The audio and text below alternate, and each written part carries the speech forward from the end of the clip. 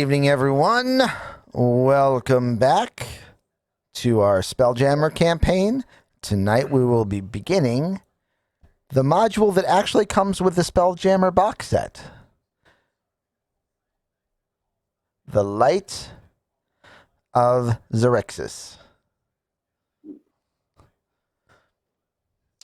As always, I am W. Adam Clark.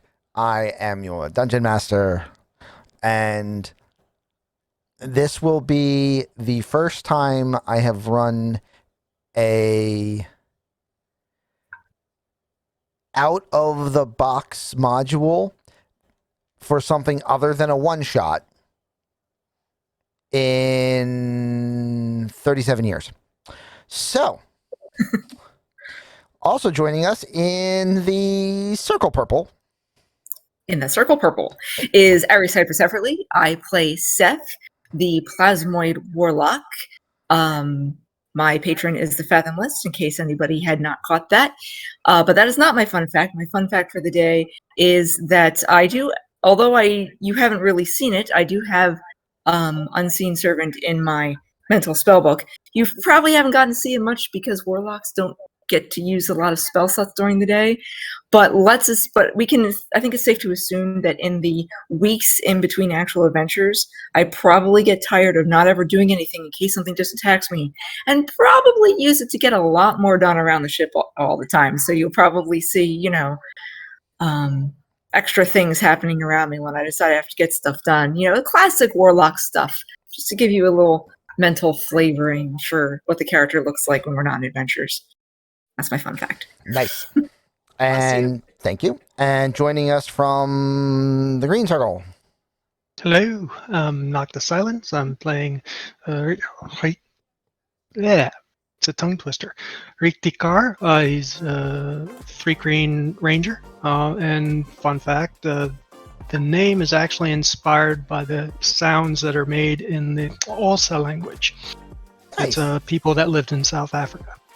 In South Africa. Awesome. Hi. And joining us in the Golden Circle. I'm Sadie Golden Dragon, and I'm playing Maeve Glitterwind, the Tabaxi. And my fun fact for today is I have a lot of spells to memorize. Yeah, just hitting It fifth seems like for level. today she's going to be spending the entire adventure just reading her spell book so she knows what she has. hitting fifth level cleric for the first time can be a bit of a culture shock. Mm-hmm. And in our red circle, we have... I'm the old bacon eater. I'm old. I eat bacon. I play games badly. I still play the gnome artificer, Gordon Argent Belly, who would be 3 pounds heavier if he could actually digest anything he cooked. Nice. Fun fact, he's got web now. If anybody's seen Medicolo use web in the Ravenloft campaign, this is going to be fun. We still have to deal with the fallout of that. So, Dennis Knight asked me what was the last out-of-the-box module that I ran. And believe it or not, it's one that I'm going to be running again very shortly in our Tuesday campaign. Ooh. It is a old D&D companion module, number DA2. It is called Temple of the Frog. Did I or did I not call that a couple sessions ago? Ari, you need to start watching the videos a month to 6 weeks after they're aired so that you can start catching all of the things that you catch before they come up. All the things that I call. Yep. Sometimes I only call it in our in the games chat, so people in chat won't always necessarily know that. I believe that was the case this time. I believe when we walked into when we were going to find our help for the last tower, I believe I typed in the team chat in the Light and Darkness call chat, So we're gonna go to the Temple of the Frog now. Yep. Somebody laughed. I don't remember who it was, but It was me. Okay, so because possibly Morgan. because Here we I knew go. that you were going to. All right, so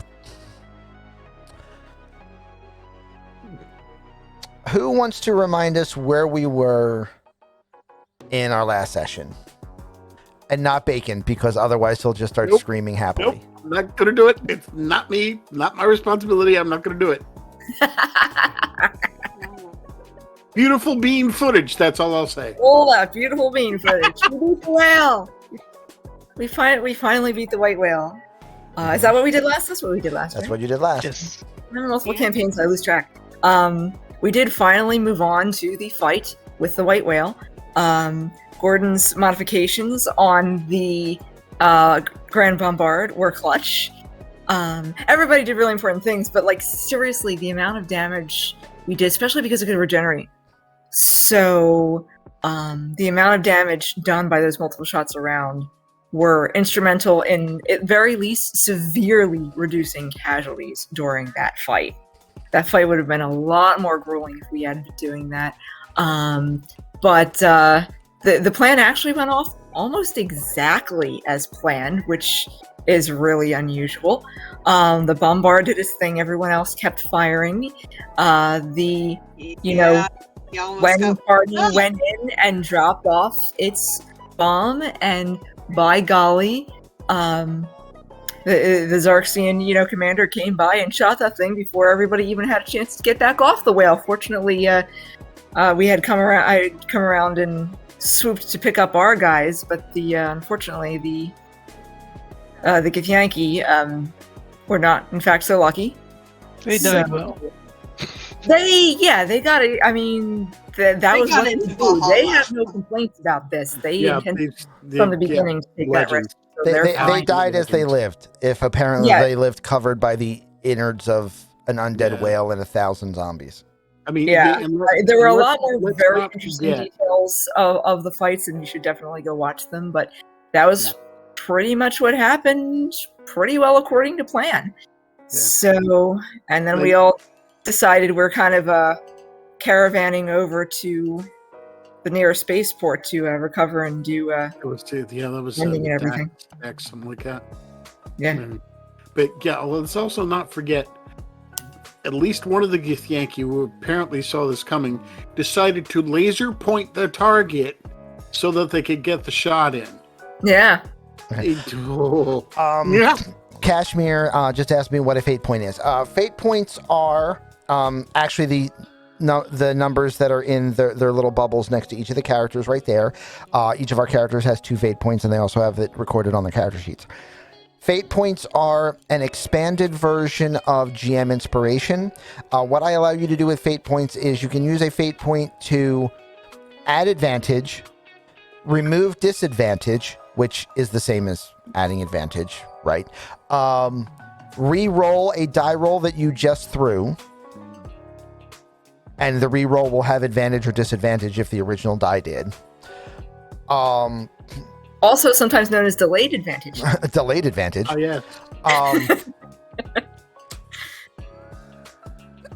Take an action surge, maximum of once per turn, and also occasionally to do odd things to affect the in-game environment around you, like sometimes spending them to say that a thing is within arm's reach or something like that. So it gives you a little bit more control over the universe and a little bit better of a chance to be heroic in gameplay.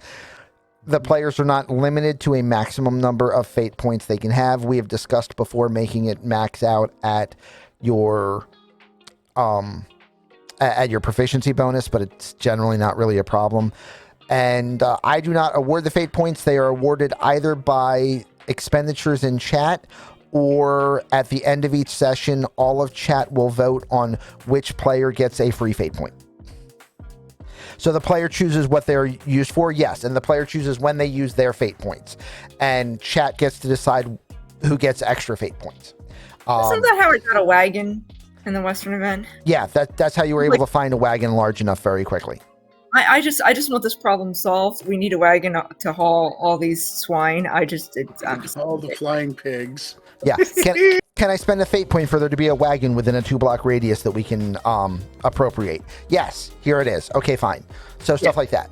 And as you can see, the limits haven't been really necessary because, I mean, in this campaign at least, we're 8 sessions in? Yeah. And I mean, we've clearly all spent something because we're all at 2, and we each started with 1, so at least half of them have been spent.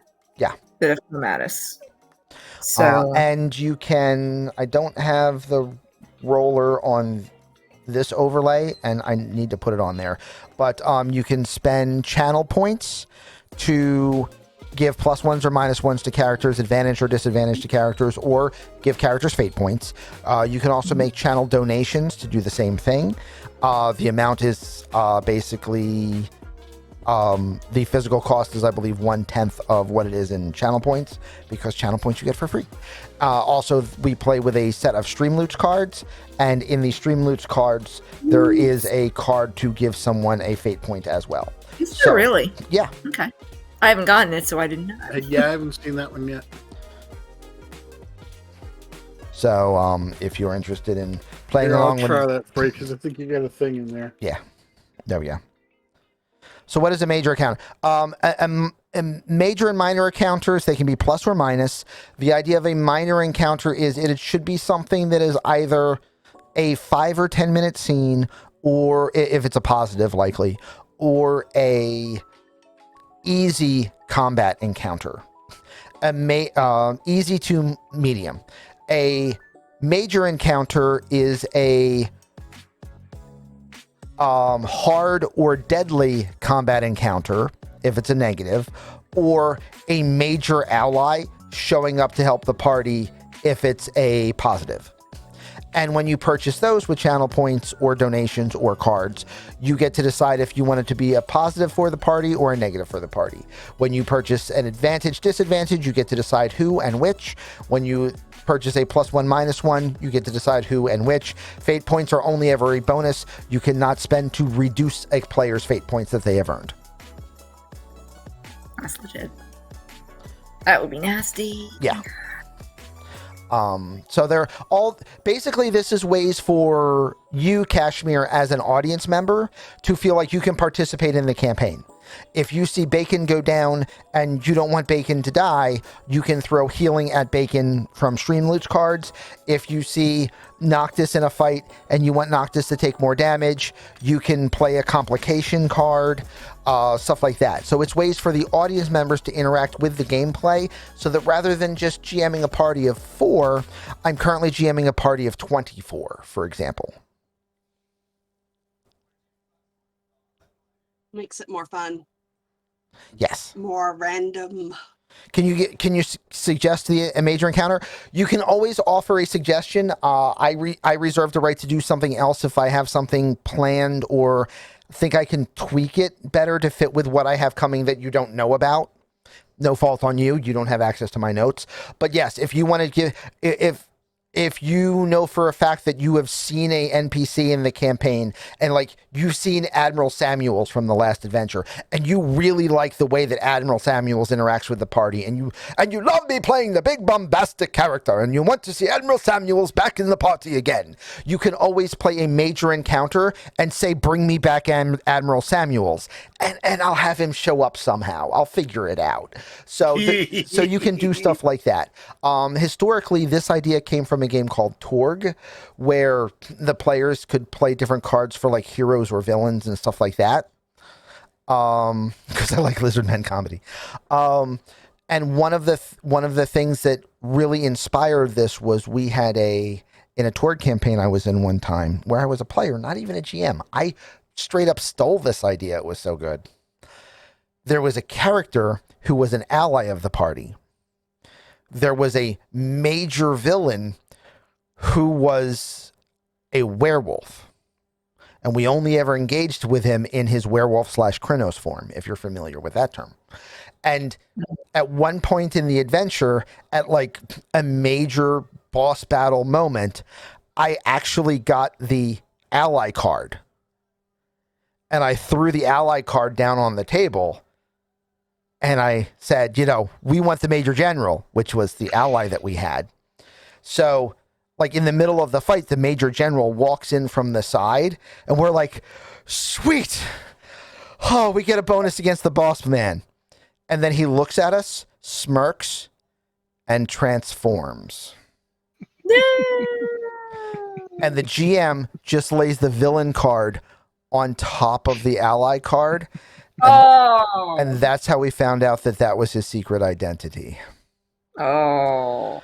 And we were like, oh, fuck. Well. So things like that. If it's a major or a minor, if you've seen certain NPCs in the show and you want them to come back for a return trip, you can play encounters and say, please play blah, blah, blah voice. And we can do that. Or if you're just like, you hear Morden say, man, I hate spiders. And you play major encounter saying, I don't care what it is. Just make it have 8 legs. I mean, you can do these things. Space spiders. So. Morden's not here, but. Oh, but he is here. He actually just showed up right when I started talking about spiders. Isn't he lucky? I meant on the team, but yeah. But it doesn't matter. Him being in the chat is good enough. Yeah. All right. So I am going to say that all of that information is accurate. Do you guys remember what the name of the planet that was the closest port that you could dock at was? No. It started D, with a but D, I'm yeah. afraid I don't recall. I thought I had left that window open. I also thought that I was going to check it before we started today, and I did not have time for that. So I believe it was Daxo.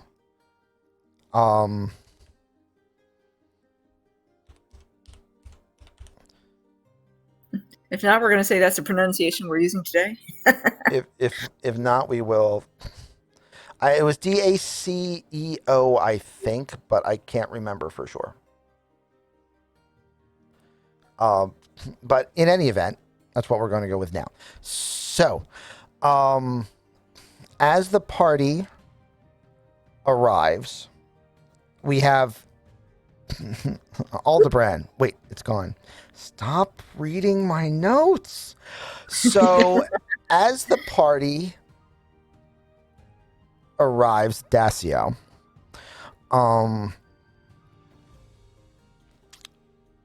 you notice that pretty much all of the flotilla all headed to this same world,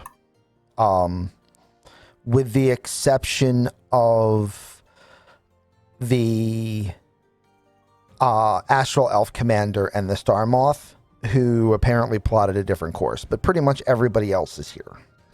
Okay.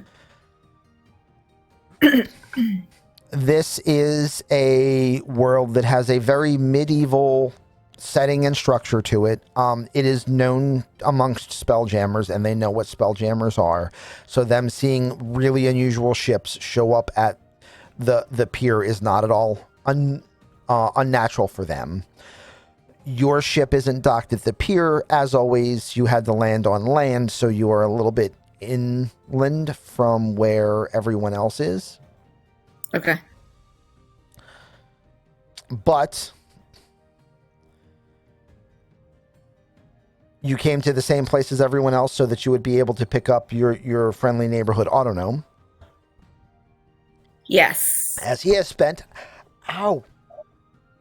He has spent the last 2 weeks on the Enderby doing repairs to the cannon system. What has that done to our coffee? It has been terrible. Okay, it has not been terrible. It has been passable. Rather than having your coffee made by a magical chef, your coffee has been most frequently made by a nature cleric, so not bad. Not bad. Occasionally made by Noctis, so slightly not as bad. Good. And then I imagine only if Noctis made coffee, it would stand horseshoes in it. yeah, and only ever once made by a GIF who was ordered never to make coffee again. Basically, we show up and find Gordon and go, "We missed you." We missed you and Gordunculus and his coffee maker. Oh yes. Well, he did most of the food anyway, didn't he? Yes. Don't you do most of the food, Gordon? Nah, I did most of it. Yeah. All right. So, Yeah. Gordon, Yes. in regards to your autocannon, the gift motion gun, you have decided, you and Samuel's going over a bunch of different schematics. Mhm. You believe that the keel can be structured to allow the cannon to fire twice per round with no damage. No damage. I have the schematics for the governor, Right. but he's going to need an onboard artificer that knows his stuff. Right. Yeah. If you turn off the governor and fire it faster than that, it will cause the same mishap cycle that happened before. Right. So Right. the governor is left on unless he has someone who can do constant repairs when the governor would be off. Right. Exactly. Right. However, that is what he is going to be looking forward to doing in dry docking. It is probably going to take about 6 to 8 months to be able to refit the ship to allow for that kind of firing. But in the long run, he is more than worth it because the amount of time it is going to spend out of arena is going to be nothing compared to the amount of free cannon shots he's going to get out of the cannon. True. That's true. So it's worth it. I did say it was going to be 6 months at most. Unfortunately, 6 to 8. So yeah, I goofed. I mean, no, it's probably 6, but you always want to put in a little bit of wiggle time in case something uncontrollable like, materials gets in the way. Right. So, so you're more than likely accurate. However, that won't be happening here. He will be flying back to gift space to do that first. Right. Right. But he's got the.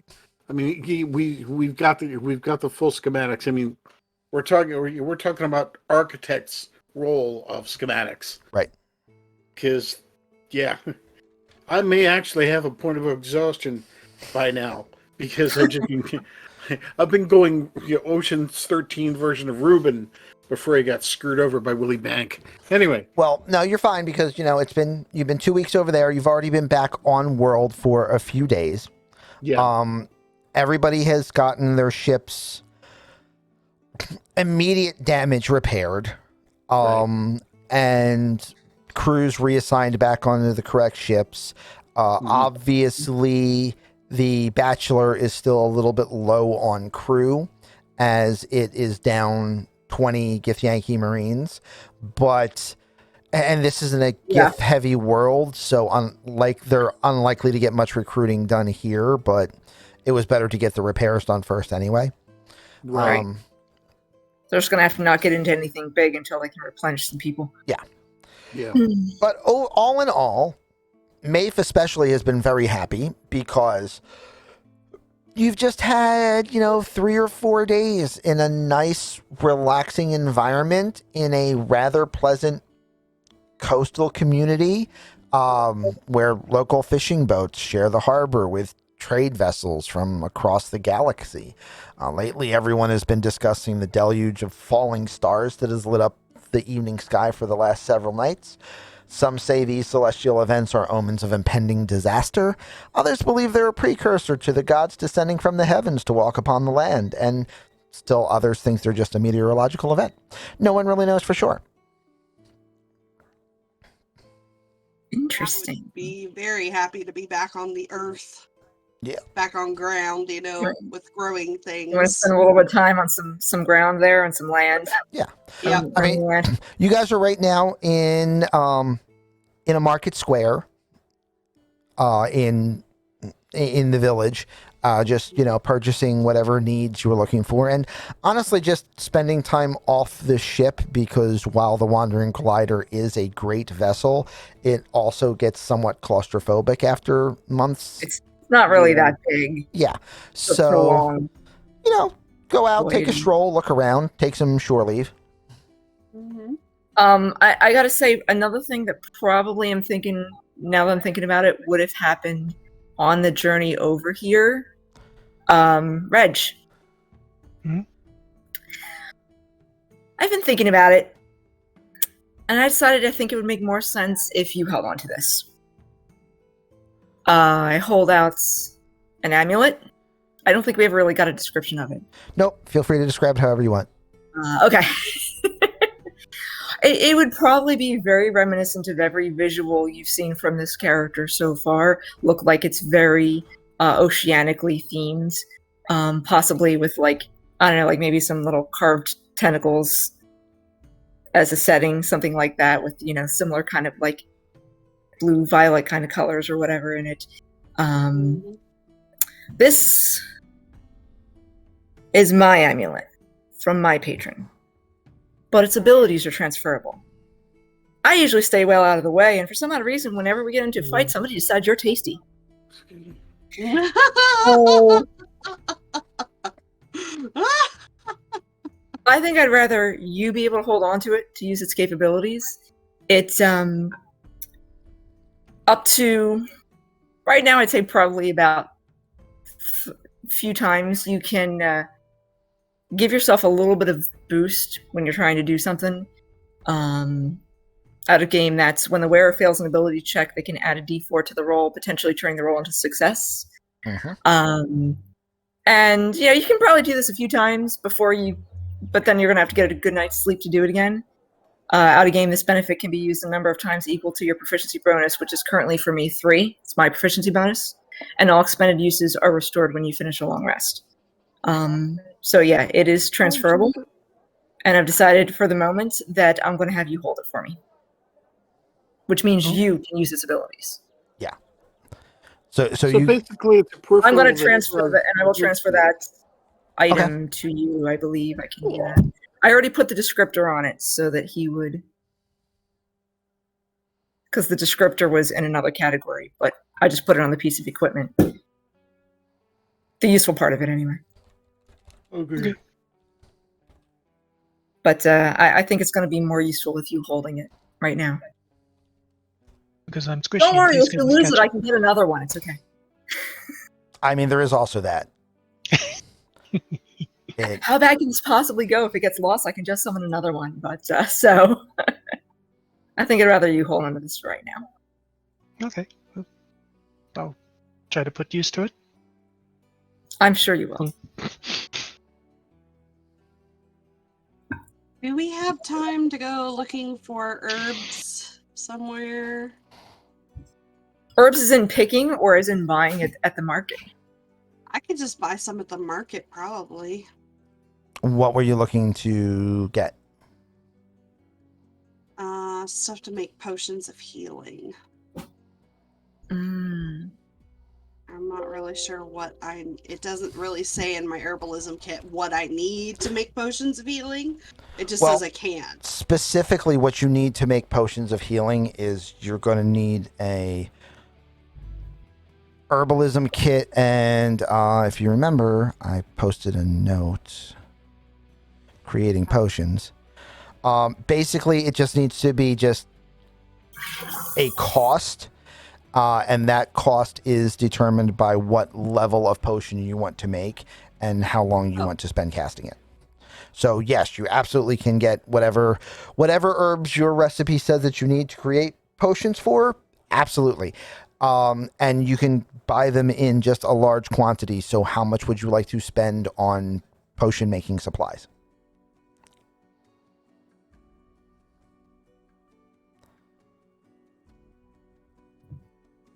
Okay,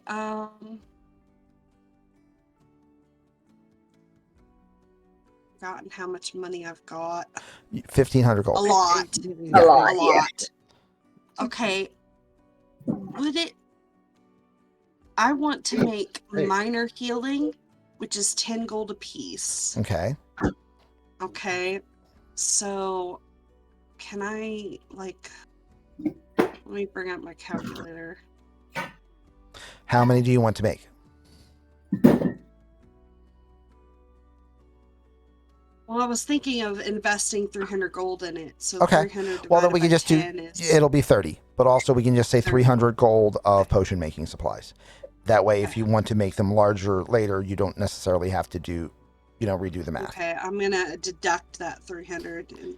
And I will put them Yay, in potions! your consumables. Slurp. Gurgle, gurgle.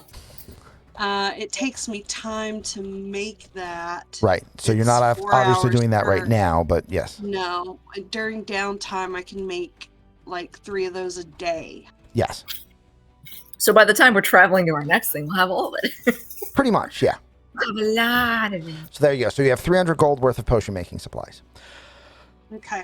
As Thank you are... Yep, no worries. Come back. As you are walking around the town, Mm-hmm. as you're buying things, you guys hear from, let's say, this direction over here, which is yes. the blacksmith shop that's behind you.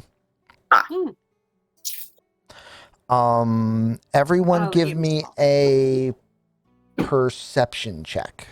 Perception. If you have bonuses to hearing, you can apply them because you're overhearing something. Nope. Oops. Oh, I just did it like 3 times. Nope. Yeah, it's okay. Oops. Attention. The best I got was a 14. Can I Yep. just use a 14? Well, The first was a 14. yeah, your first was a 14, so we're just going to use that anyway. Right. And your first was a 14, your standalone was a 14. We're just going with a 14. And then, so the only one that's actually going to hear it is going to be Reggie, believe it or not. But that also works because he's also the one standing closest. There you go.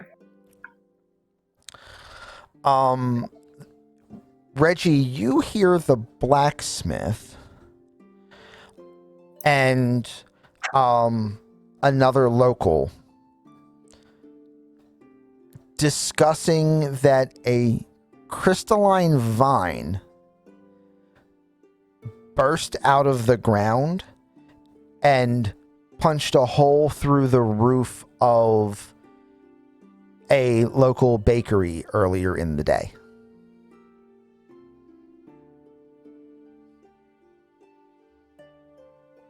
Do they mention which one or give a location?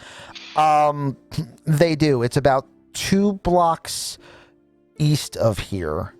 And the blacksmith says, must have been divine punishment for the combination of bad pies and steep prices.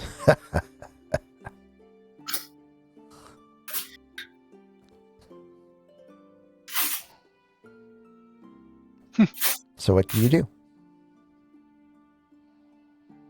I'll gesture over to Seth. I was like, tap side of the head. Listen. Blacksmith said something about a crystal vine poking through somebody's roof. About 2 blocks from here. Well, I imagine that's not something that happens every day. What, did you want to go take a look at the pretty hole in the roof? It'd be something to see. Hey! Where's everybody? Is everybody here? Everybody's here. Everybody's mostly here.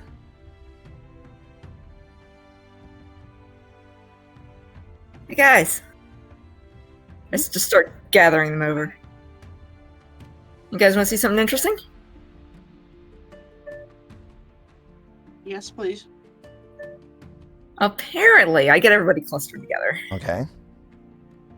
Honest. The game's paused, so we're not really going to move anywhere. But, there we go. Apparently, Apparently, some random. What did you say it was? You said it was a crystal Crystal vine? vine? I don't know. Something punched through a building nearby. You didn't really give a whole lot of details, right?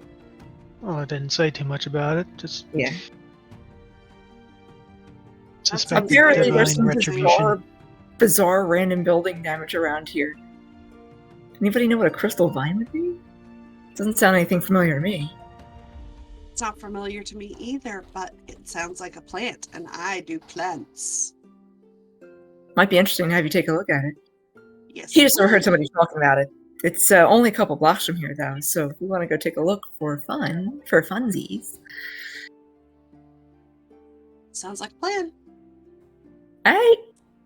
It's always a fun thing to do on Okay. shore leave. To look at strange, local Strange local What's the phenomena. Worst that could happen. phenomena. What What's is the worst the- that could happen? what- You had to say What that. is the worst that could happen? You know what? I- Since you said that, we're going to stand around for a few minutes and utilize the first effective use of my brand new superpower of Inspiring Leader. And I'm going to say, yeah, no matter what the worst is going to happen is you guys totally got this.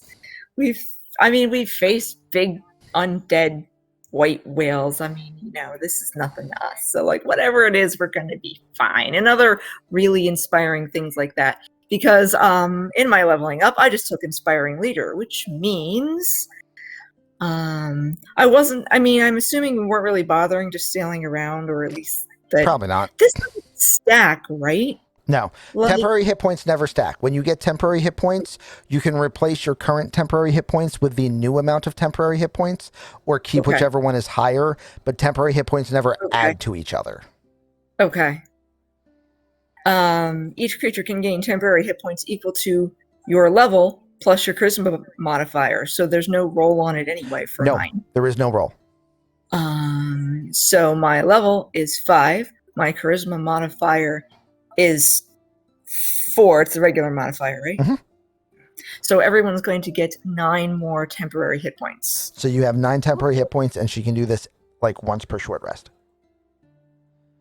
Is that what it was with short rest? Yep.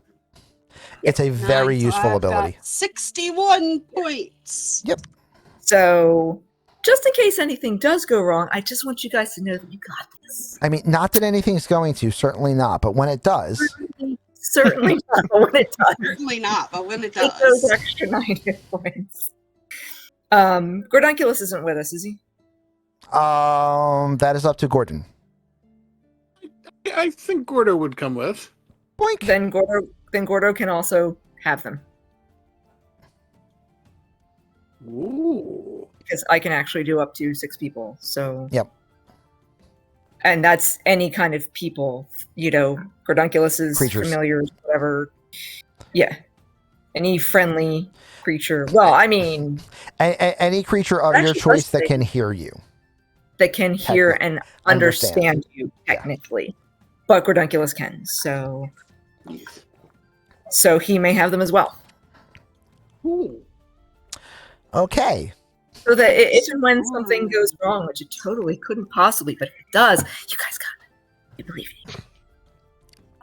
it. You too, Gordo.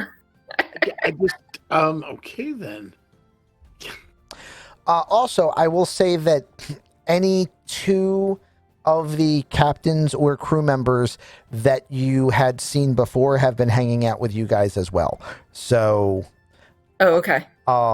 what 2 people would you like to be with the party, and which one of them would you like to give extra hit points to once they're determined? Wow, I don't still have the list of captains. Well, you shouldn't need a list to know which one was your favorites. I mean, I want the I'm not one gonna that came say. with us I into mean, the mine's whale. obvious. Arla? Oh, you went Arla? Arla. Yeah, Oh, yes. All right. yeah, we can hang out with Arla. I You can dig do that. Arla and Admiral, right? Yeah. You could do Arla and Admiral Samuels. Admiral I Samuels was could going to still say, be would you talking be to hanging Gordon. out with Admiral Samuels probably because you were still talking about things? Yeah, we're still totally geeking out. I Yeah. will totally allow that. Okay. So, which one of them gets 9 temporary hit points? Say probably Arla needs I them think more. Arla. Okay.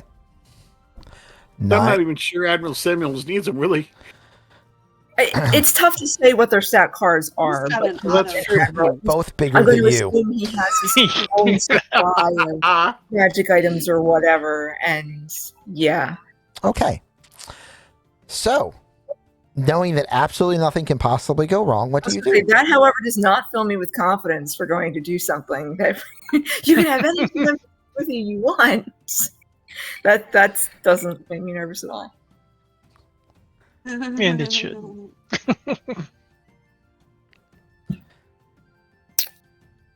Well, I'm going to start heading in the direction of said event. Okie doke. What direction was that? Right or That would be left? east and up this road. Oh, east. And about the time that Noctis gets there,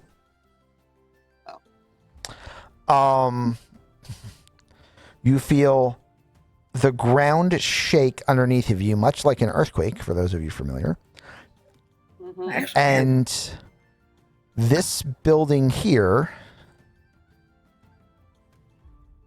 Oh, let me zoom out. Yep. that area, which is just in front of Noctis, erupts with a giant, like, sunflower golden, as in to say, like a very yellowy orange color. Okay. Crystalline looking vine ripping out of the ground, tearing a third of the building up with it. Whoa! And just spiraling its way up into the air. Quick question. Yeah. That ain't real. Is the game still paused for a reason? The game was paused because I Yeah. didn't want Noctis walking any further forward, which is why I paused it. Yes. And now it is unpaused. He paused it when I paused we it when probably Noctis got to the would've target to zone. him, but You guys can all be closer to him. That's fine. he wanted to make sure that I wanted to make sure Noctis didn't walk into the blast by accident. Because that would be unfortunate, even for a Noctis. Yeah, that That would would be suck. very unfortunate. Whoa! Hey, Red, do you think maybe they meant something like that? That does indeed look like a crystalline vine. I think it's significantly bigger than just a little tiny hole in the roof. Oh, I think that's a new hole. Can I roll a nature check? Yes, you may. You should do that. It should be done, May yes. I also roll a nature check? Yes, you may. Everyone may roll natures. You may also Holy roll crap! arcane. I got a 1. Wah, You may also roll wah, arcane. wah. Did you say nature or arcane? Is that what you I said nature or arcanes. Okay. It's actually Nature or arcane. Okay. Wow, I I'm think having that's a some regular difficulty hearing you, and that's driving sunflower. me nuts. So I'm going to roll arcane because that's my thing. Okay. Why can't you give me the 20? I should have rolled nature just so that the response to my low roll could be, "You're pretty sure that ain't natural." That's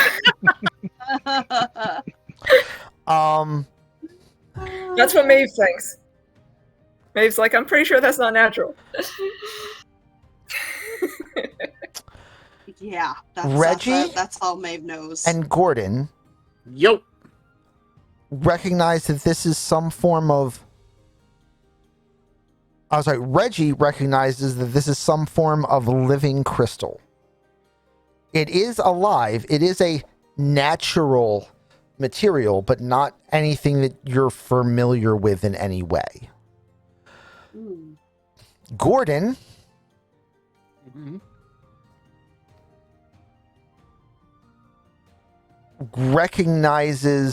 doesn't recognize the material, but is fairly certain that whatever the vines are doing, however they're caused, the way that the material of the vines are cabled together very much resembles some form of like heat sink, spiral heat sink, or a geothermal tap. What the? You're gonna have to explain that to us. Hmm. The locals are disturbed and muttering about and whispering to each other, and a couple have called for, the town guards, who I'm obviously assuming would there's be running this way anyway. Yeah. What? Yeah, I'm assuming there's a couple screams and a lot of running and panicking. Yeah. As that sounds like a thing that surprise townies would do. I have a bit of a bad feeling about this myself. Not that I don't enjoy your company, but I believe I'm going to start heading in the direction of the Enderby. Because I would rather be aboard if something happens than standing in the town square. You think it's something big enough to deal with ships? I don't know what it is yet. So until we figure out exactly what it is, I'm going to assume that it's a threat to my person. That's why I'm still alive. Have a good day, Admiral. He snaps his heels together, bends at the waist, and says, "Good day to you all. I'll see you again soon." Good day. And as the Admiral turns to leave, the ground ruptures again. Oh. Oh! And from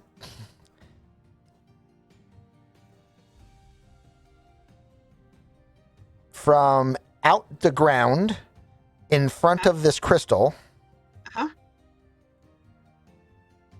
Oh. Hello, what are you? It does not say. There's bunches of them. You see 6 creatures that apparently are made of the same wrapped vine type material. Okay. That have like disconnected from the main vine and are beginning to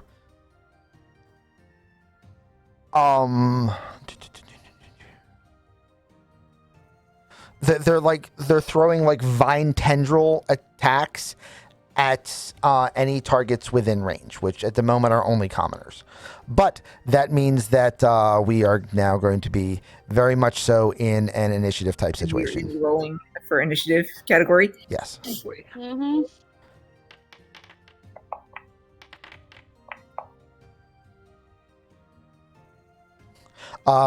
Gordo will not actually roll. He will go immediately one spot after. Nice roll, Sadie. Gordo will go. Why did that not happen with my nature check? It's fine. It's fine. Well, you can know things better or you can beat things better. And apparently your dice have chosen to beat things better. Okay. So I'm going one step immediately after what now? Gordunculus will go one step immediately after you. So he will still have an initiative spot, but it will not be... it's not nearly as important.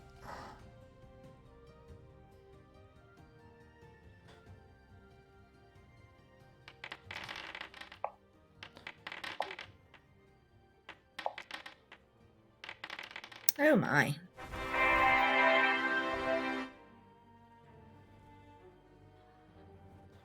Sadie will go first. Okay, I'm going to use Thunderclap.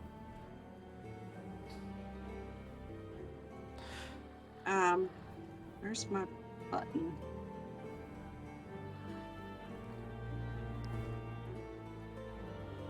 Cast spell. Okay, here you go, you little buggers. Now, standard roll. Oops. No problem. I moved you. I know it's not visualized, but you said something about them attacking commoners. Are we worried about that for the purposes of fight logistics? No. Okay. Basically, as soon as they started attacking any commoners, the commoners all started running. Okay, good. Okay. Why does it not? I don't want to place the template. I want to cast the spell. Casting the spell requires placing the template. Hey, that makes Okay. sense. So you're done. Okay, That's so I not- just have to do damage now. Yeah. Well, I have to. You have to roll a damage, and I have to do saving throws for all the targets, and it is a con save. Ooh. 10. Oh no, they He's gonna. passed. Well, there are 4 more that need to roll. I'm gonna speed roll it. 1 will pass, 3 will fail. So. Mm.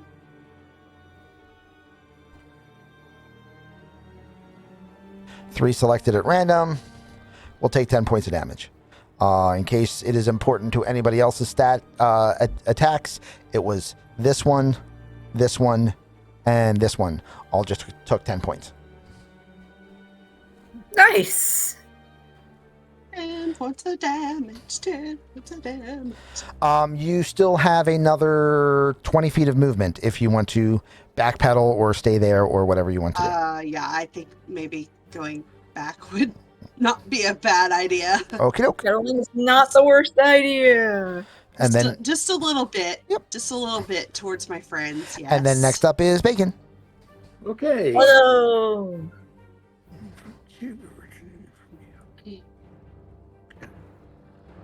Okay, 2 seconds while So, other people are rolling. I'm going to have to risk it a little bit here. Risk it for the biscuit. That's the Biscuit. idea.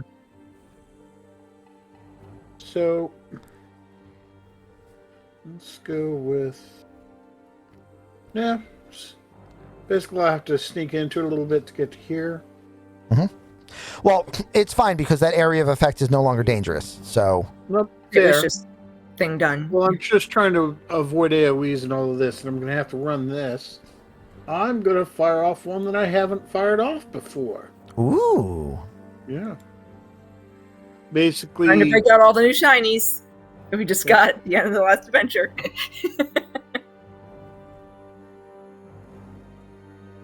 and you know what? I'm going to go ahead and do this. I'm going to use a second level spell for this. I just need to find my 15-foot cube. There. Also nice. So it'll get these 4. DC is only 15. But for those that fail it, get up. 15 more points of thunder.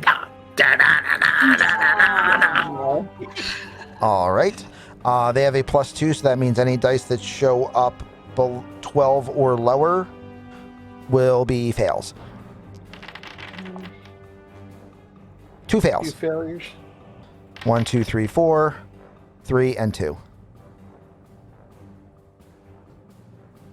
And that is 15 points of damage. So the one that both of you hit with your AoEs is dead. The one that she missed and you hit is bloodied, and the ones that you didn't hit and she did are probably very close to bloodied. Okay. And this is what overlapping AoEs look like for battlefield control, boys and girls. I've been wanting to do that since we began.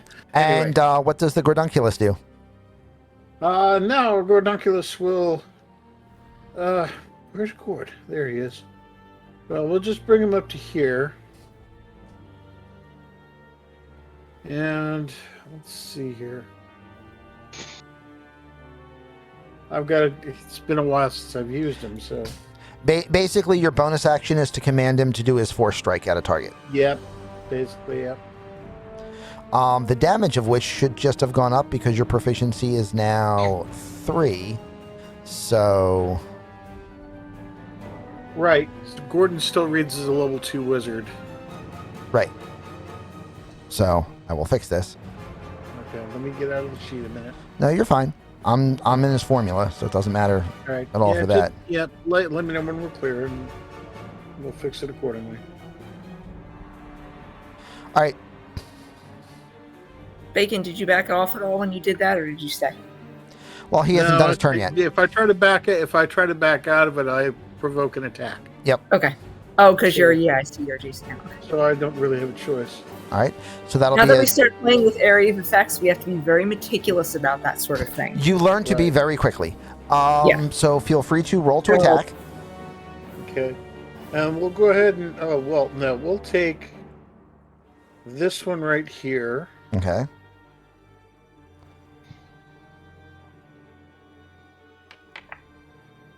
That will miss. Yep. I swear I've seen so many almost 20s and then deuce hits the table. I mean, it's what I do. All right. Yep. Well, So- anyway, but there it is.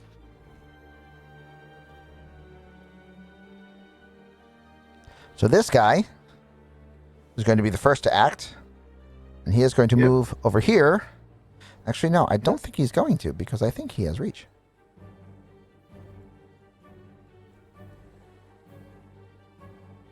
Yeah.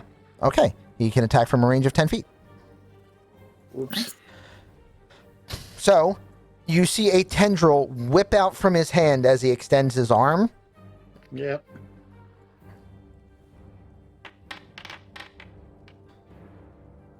Which hits Gordon. Yes. Doing 9 points of radiant damage.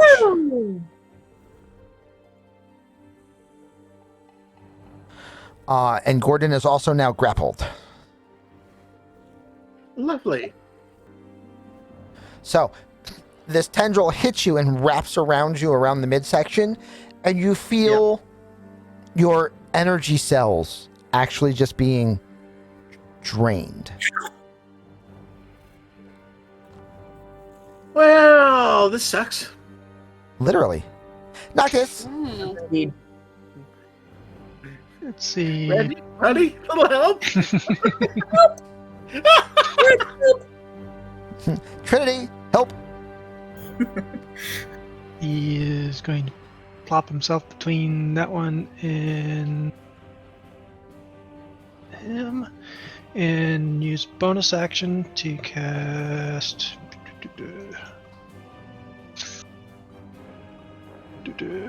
Hail of Thorns, Okay. targeting this one. And he's going to range attack. Well, that one didn't work. Womp. Or not. Reroll or keeping it? Keeping it, but I've got a second attack. You do. I'm just going to change your initiative. That's what he was really asking. There you go. That's a hit. There you go. And so he is going to take 5 piercing plus 1d10 for the thorns. And so it'll be 6 to him, and the 2 around, they can make a dex save to take half. Yeah, about that. Oh, okay. He'll Or save. maybe.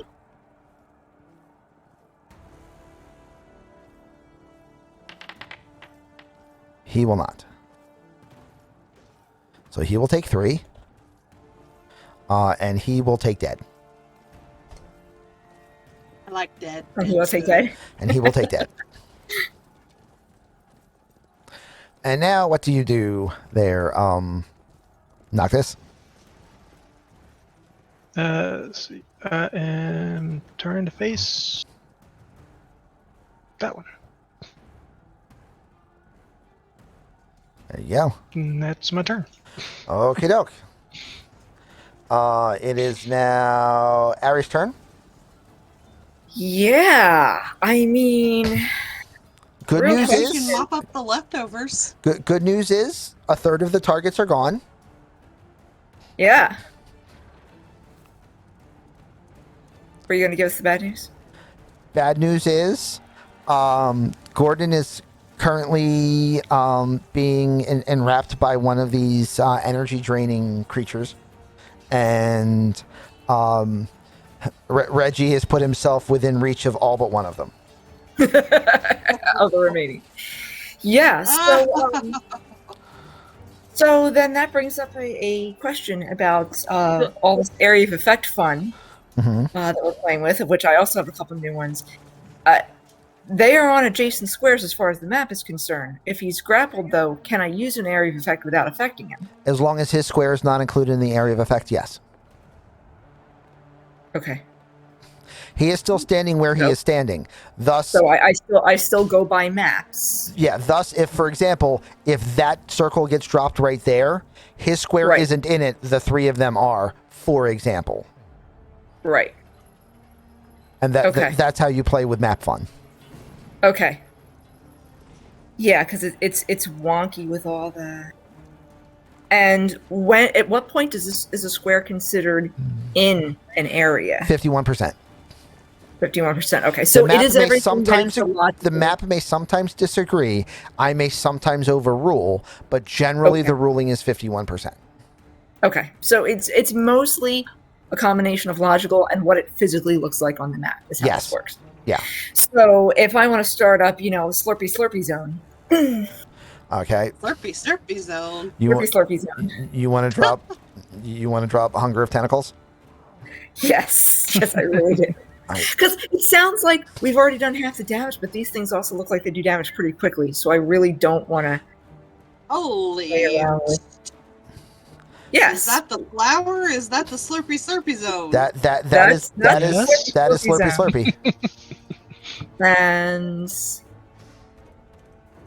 that's huge. Yes, it is. In fact huge, and as long as I can keep it off of Noctis and Gordon, I can drop it approximately where this other one is, except mine's bigger. Yeah, you have to put it a little bit further back. I just had it in just the right spot. I just want to get an opacity.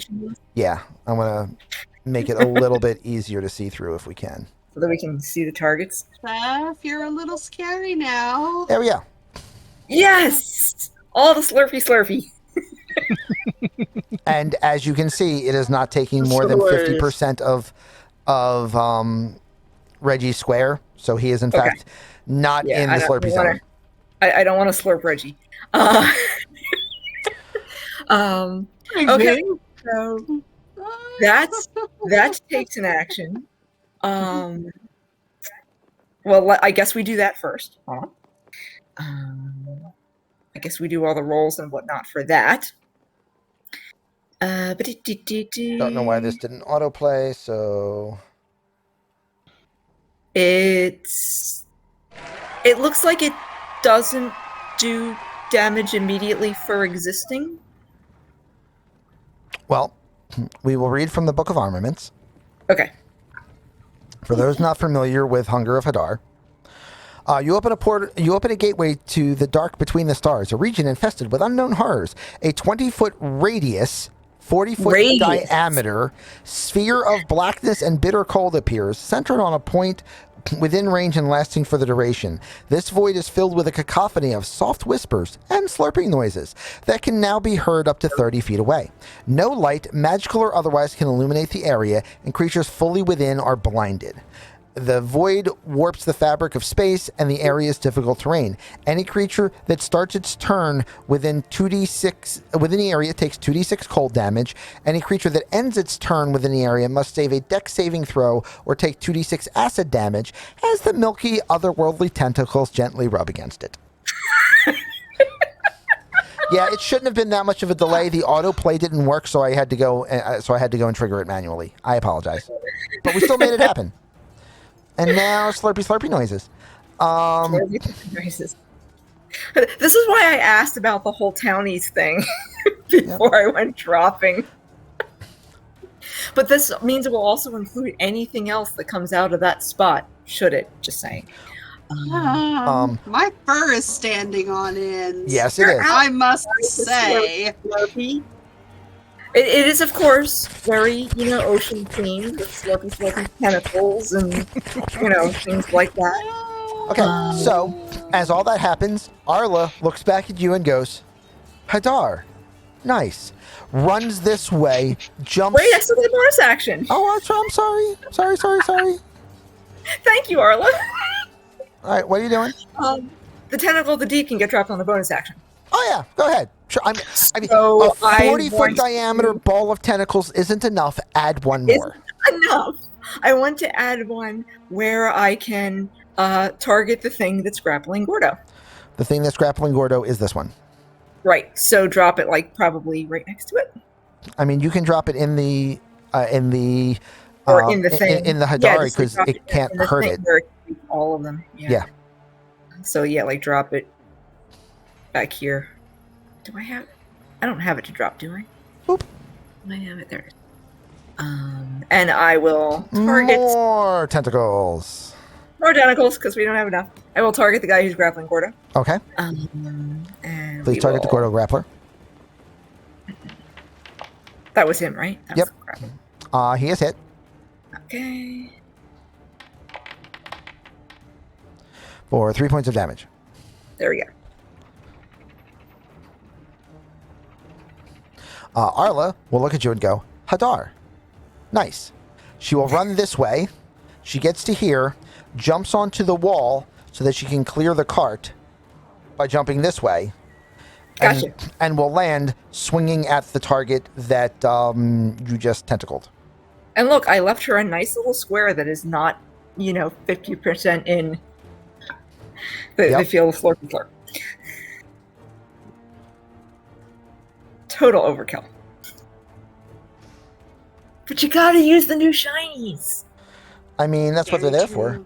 Very true. She now makes 3 attacks with her greatsword. Wow, so you can make 3 attacks at Yes. once? She's got That's all the pretty extra badass.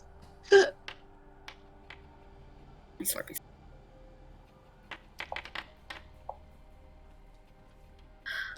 All of which will hit.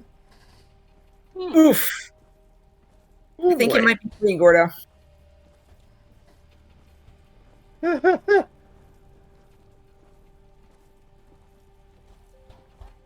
And when all 3 of her attacks hit, it looks like this. He's dead. It's dead. Ah. Ooh. Uh-huh. Yet But she has another to person take not to the piss target. off. What was that? But she has to take them on the same target. She doesn't have to, but she wasn't going to go into the Hadar.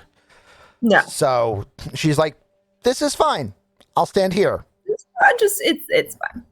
It's like let's not go into the massive sippy straws. Yep. Yeah. And now The massive sippy straws. and now this one back here No. will activate. Poor Which- thing. Unfortunately for it, means it's starting its turn there, so that's 2d6. Yeah. So that's 4 points of damage.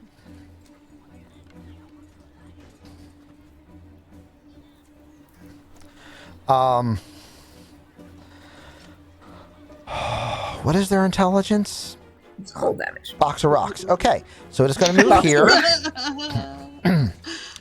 which means it will be ending its turn in the Hadar, Oh, that's unfortunate. and it will be targeting, I guess, Arla? Question guess. mark? Well, can it see Arla?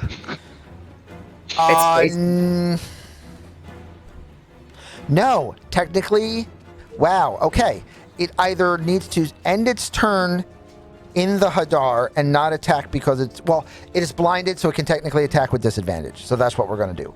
Otherwise, it would Right, need to try and yes. squeeze out It is. past, and that's not going to be a thing. So we're just, so it is going to do 2 heat tentacle attacks, both at disadvantage. A 15 misses. A very important part of this spell. And a 15 misses. Both of those would have hit had they used the higher die. There you go. Just for keeping track of the value of the Hadar. The value of dark. It will now. Oh, I skipped a blight. I'll do him in a second. It will now end its turn, which That's means it needs to make a great. dex save. Dex save, yeah. Which it fails. Oh, that is unfortunate. 2d6 acid damage, please. Oh. Mm. And is the crystalline vine version of bloodied. The other one, which we skipped, is going to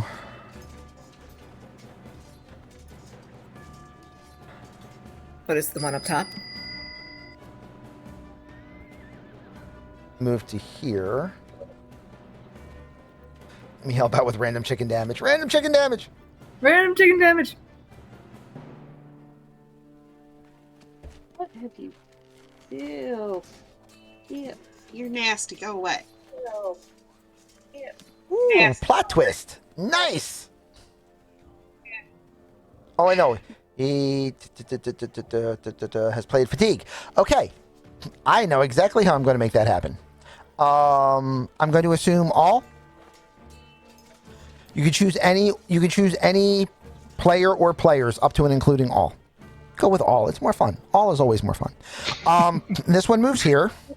And while it moves here, mostly just so that Ari gets to say something, it will attack Noctis with its with its heat straps.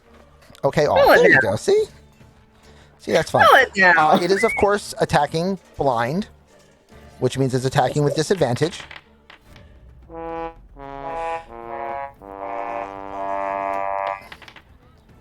It badly misses. And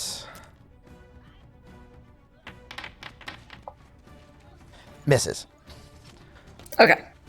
So I Uh, technically can't do this. So you can't do the thing. So you Right. can't yell off This my does stay Noctis. here. Okay. Because you unfortunately kept it from being able to hit Noctis. Well, I mean, that's just too bad. It is. It's fine. And we are back around to Sadie. We still prefer the Oh. not hitting. At the end of the turn, you see, in what for anyone who knows this scenario is now an absolutely terrifying thought that I don't want to think about past the end of this combat. So I'm glad the spell will go away soon. The tentacle that's reaching like 80 feet into the air, Mm-hmm. which Gordon recognized as a geothermal tap or a power tap of some kind, Okay. becomes enwrapped in the hunger of Hadar. That may or may not have also been intentional. You're evil. And you see the geothermal tap, the bright, glowing yellow-orange colored crystal, they turn shadowy and necrotic looking. And the tentacle shivers as the energy it's absorbing gets permutated with this otherworldly evil energy. So it bilges the system to clean the energy that of the backup that's being caused, and a shockwave shoots out in all directions, hitting you all for 5 points of damage. Oh, But you had 9 temporary anyway, so. nope. Oh, no, that's a fair point. Yeah. Oh, And that was the I had fatigue mine card. Temporary. And No, that was the fatigue fatigue card that just got played. Did you resolve all the hard damage for the one that attacked Noctis? No, it has ended its turn and now needs to do a dexterity save, Okay. which it fails, Okay. taking 2d6.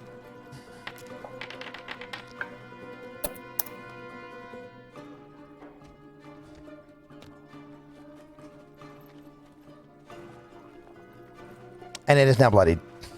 I think you bloodied my tentacle. No, they're both in the same square.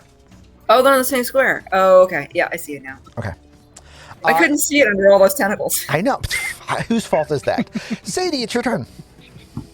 I'm gonna use Thorn Whip, and I'm not gonna drag the creature towards me. I'm just gonna smack it. Leave it where it is. Leave it where it is. Yeah. Okie doke. Which one are you aiming at? That's a point. You have 3 choices. I will aim at this one right here. Okie doke.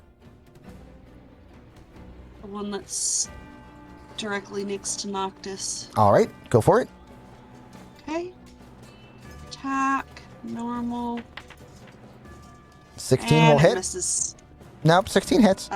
Oh, it hits? Yeah, you didn't actually target the creature, but 16 will hit its armor class, so that's fine. So roll your damage. 7.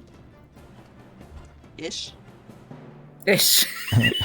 It is pretty badly messy. Bacon, it is your turn, sir. Yo. And you are not grappled. Arla hath taken care of that for you. Yes, Okay, so I'm no longer grappled. So yeah, I you are no longer can grappled, so ignore I will that. make that go away. Okay. But everybody's in range and all. It's So. nothing but a lovely wall of tentacles between you and everybody. Mm-hmm.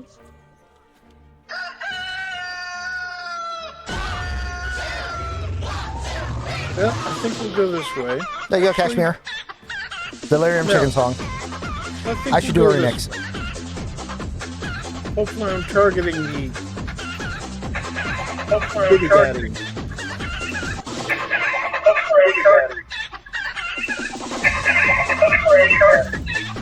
What in the...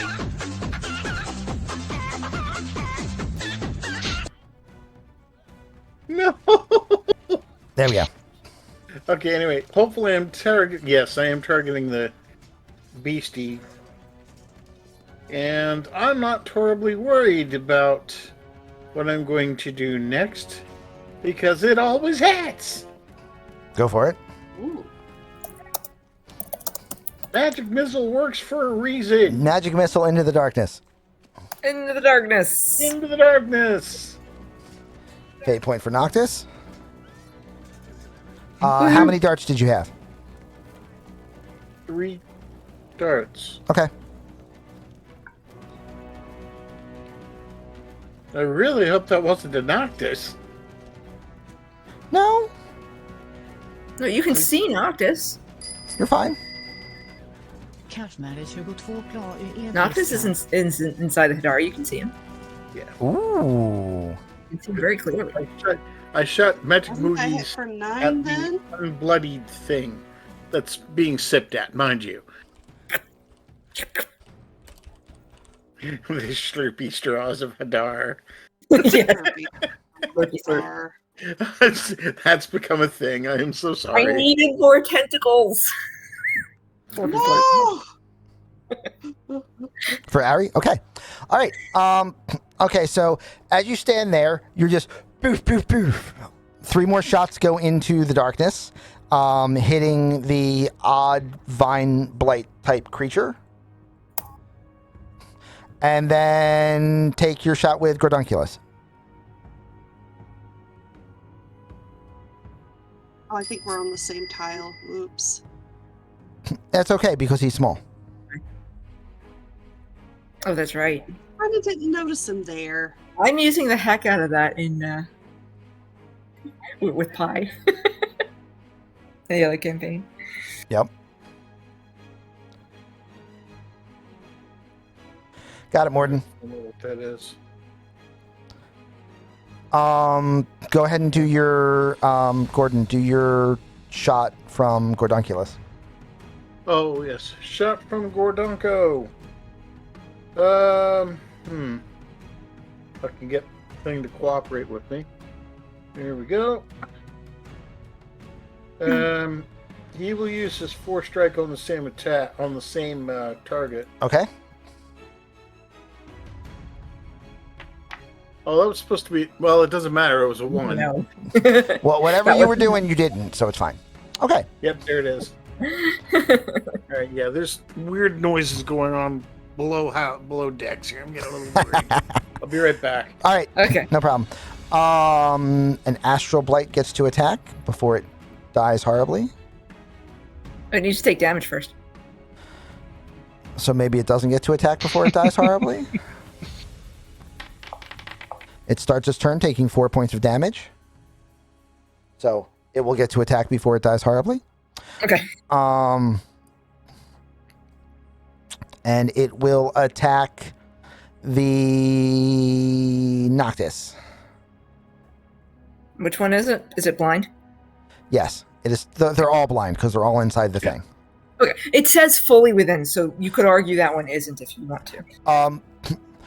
Squares are considered in or out. In or out. Okay. Yeah. Noted. So it will get 2 attacks, both with disadvantage. That will miss. That will miss. However, in dodging both attacks, Noctis loses his footing and smashes his buggy cranium into the building to his side, taking 5 points of damage. That was unfortunate. Can I attack the building? Wait. That could have been a bad luck. Push the building away. Push the building away. Yeah, I don't. And also somehow in the midst of that, gaining a fate point. Yay! Another one? Because chat gave him a fate point, and because Morden gave him a fate point and threw a fatigue at him to balance out for the fate point. Okay. Thank you, Morden. Ari, Unfortunately, I cannot punish the building for that. Ari, it is now. Oh wait, no, I'm sorry. It's not your turn yet. He now has to make a dex save and fail, and then take Right. 2d6 more damage. Right. And fail and take 2d6 more damage. Oh, that was almost a whole lot. Almost. And now they are all bloodied. Now they're all Are bloody. you liking your Hadar by any chance?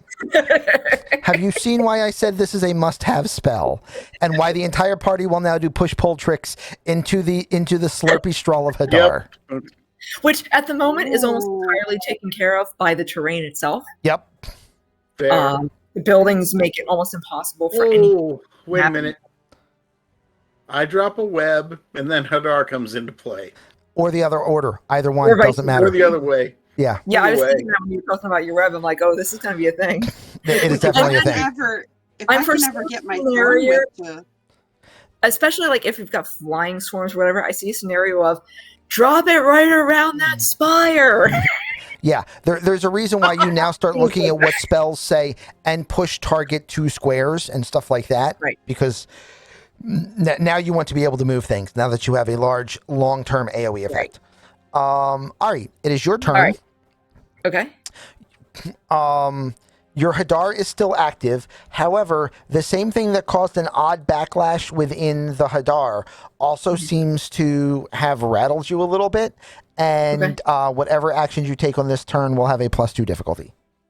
That's fine. All right. I am going to target the one that's sharing the space with my tentacle because it seems to be the farthest away from other people trying to target it. Okay. And also because it's one of the 3 surrounding Noctis. Yeah. I'm not worried about the guy next to it. Arla's probably. Arla's going to meteor Or- storm. Yeah, or- make sure. But this one's fully inside the thing. No one can target it without going inside the field of Hadar. So that makes it my fault that nobody can target it. I mean, technically with Noctis daylight. can because he's Yeah. touching it on the I can angle, ping him. but I mean, you got to hit somebody, so go for it. Noctis can. So as good a reason as any for. But I can still do the Eldritch Blast because that does not take concentration. It does. However, you do not have dark sight, and that area is completely dark, which means you will have disadvantage to try to hit. Okay.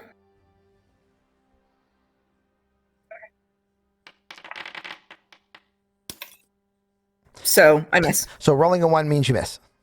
Yep. Hey, Kappa. The tentacle, I imagine, does not have that problem. The tentacle does not have that problem.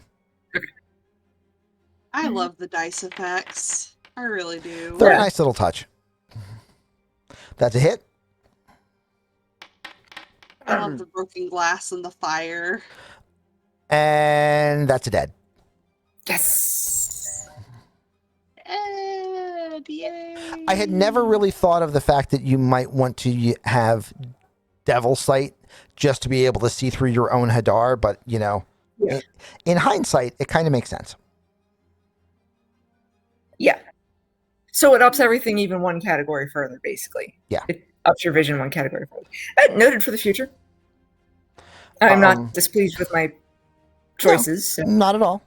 I mean, you haven't had the opportunity to use the Off My Noctis, but that's because you made sure he didn't take any damage. So, which is also honestly my preference. Yeah. And so that is your action. That is your bonus. Are you moving?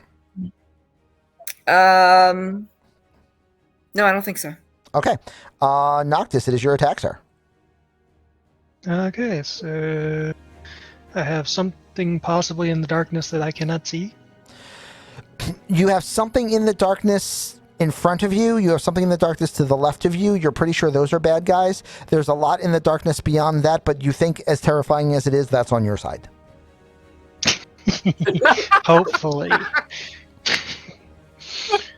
Well, I'm going to stab at the darkness. Stab into the darkness. Stab at the That will be a darkness. disadvantage, correct? Correct.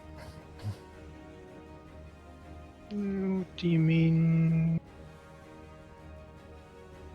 Oh, fine, I'll do it the other way. So, just curious logistically, it says creatures fully within the area are blinded. What's the difference between that? I think you're correct. I think I was wrong. I think creatures in it are blinded, but advantage. Yeah. They're blinded, we're not. Yeah. It doesn't matter for my attack because I killed the thing anyway. It's fine. But yeah, so never mind Noctis, you hit. I mean, you hit anyway, but yeah. You technically had advantage, not disadvantage on that. So 11. I'll let that damage stand. So we'll keep that, and he's dead. And for my second attack. Now for my next trick. Wow, so that's even more brutal. So am I rolling normally or at advantage? You are rolling at advantage. At advantage. Damn. Okay. Slurpy slurp, man. Yep. Kashmir, one or more party members. Your choice. And 14 is a hit? 14 will be a hit. And we'll go and blow Savage Strikes to reroll that. There we go. Okay. It is a dead. Okay. Now you just have to call off the Slurpy Slurp. How are you going to do that? Can I call off Slurpy? Yeah, you can just choose It's to only stop. a minute anyway. Yeah, you can just choose to stop Just- concentrating on it. I mean, technically, Oh, that's all that's that has to true. happen. So yeah, you can automatically. But I probably wouldn't right away. I'd probably take a few seconds to go see if you see anything else in there I don't before I see call it off. Well, oddly enough, Hmm? not from there, but from a fissure on this side of the building, Okay. beyond where the Admiral has already passed, you see, Oh yeah, more of them coming from the other direction. another 4 more coming from another crack in the ground. Guys, there's more on this other side. It's a trap!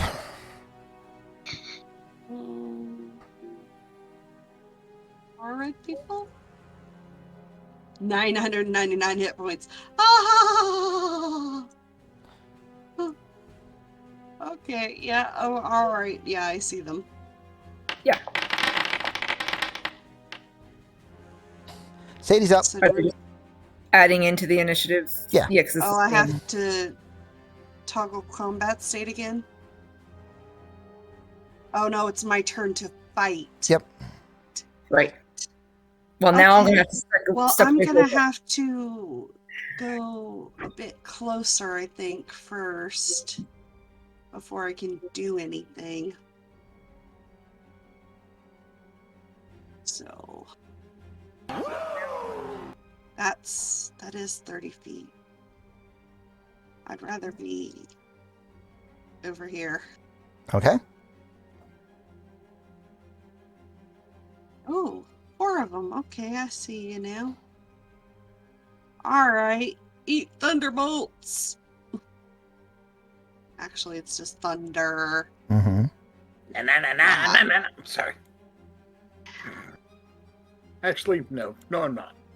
Yes. And I can get all 4 of them suckers. Yes. You can, but you have to be indeed. standing here to do it because you must be in an adjacent square.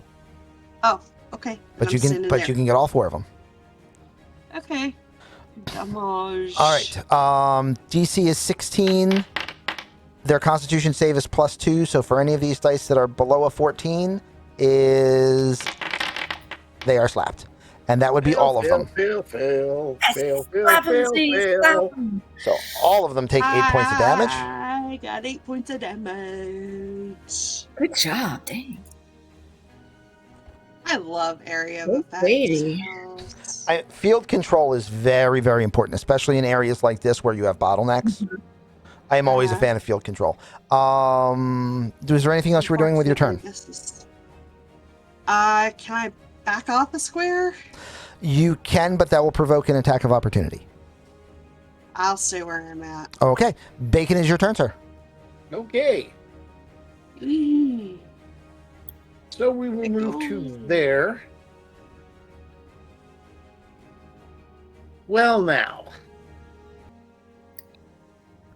Are you going to use your AoE?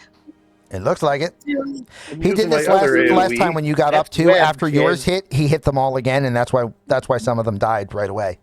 Back-to-back AoEs Oh is brutal. no! That's a web. That's not web. Okay. Yes, that's a web. Yes. Oh, we're going to nail them to the floor. That is what web does. So that's isn't a it? DC 15 dex. Yep.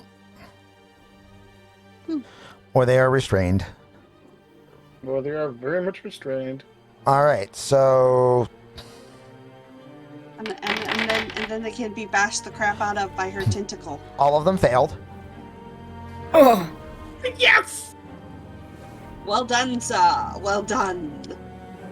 So they are all thunderstruck. webby web. They're all thunderstruck and restrained in the web, which is still in play. In the webby web. All right, Aerie. Please take your shot with your practice. Gradunculus. Redonkulous. Gordonculus will attempt to force Jiggerer because he can. Just so everyone knows, Rose played a +1/-1 card and gave a +1 to Bacon. Since his attack did not involve him rolling dice, I instead applied it as a -1 to his enemy saving throws. That makes a lot of Oh, sense, very actually. nice. Very Fair nice. So Rose still had an effect. And in fact, I think one of them might have squeezed through without it. Yeah. No, I think that's perfect. Are they currently awesome. considered restrained or not yet? Oh no, they are restrained as of now because they just failed the saving throw. Would that be advantage on the attack roll or no? Cool. Yeah, they should all be prone. Rose gets advantage. That's a hit. Oh, good. Yay, advantage. I mean, technically, it doesn't happen until the start of their turn, but I've never liked Right. that, so it's fine. Right. So, yeah, 7 points of force damage to the one in the middle there. Because he can. Yep. And he is now bloodied. Yee. That's us. And that's now an Ari turn. Okay, so I mean, I was gonna do something different. I was actually gonna blow them back against the building, but all the gust of wind actually does is move them, and they're webbed. Right. So unless that tears them asunder, which it doesn't say anything about in No. the rules, let's see.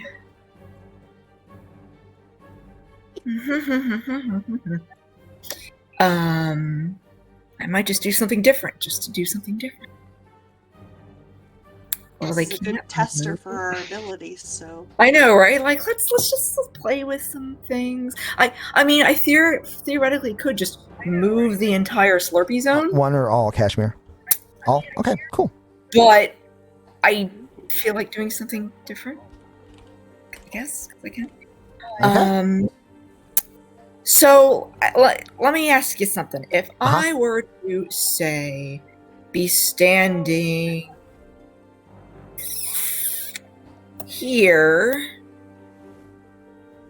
could I, or would it be too wide? Could I cast a lightning bolt like straight down this line to catch these three without catching me? A lightning bolt straight down. It's. You should be able to hit I just can like draw that. a line. Yeah. Yeah. Did you see the line? Yeah. So if I can draw a line doing it, it should be legit, right? Yeah. Okay. And by the way, that doesn't actually require concentration, so it doesn't tear down the field of Hadar. Correct. So it just takes an action. And my second spell slot until I take a break. Okay. So I will target all of them. So I just cast spell. Okay. You have advantage to hit all of them. And who's that going to be for, Vag? You have advantage to hit all of them because they are restrained. It doesn't say I have to roll a hit. You're right. You don't. It says they have to make dex saving throws. Well, that's unfortunate because that is their worst stat. Yay!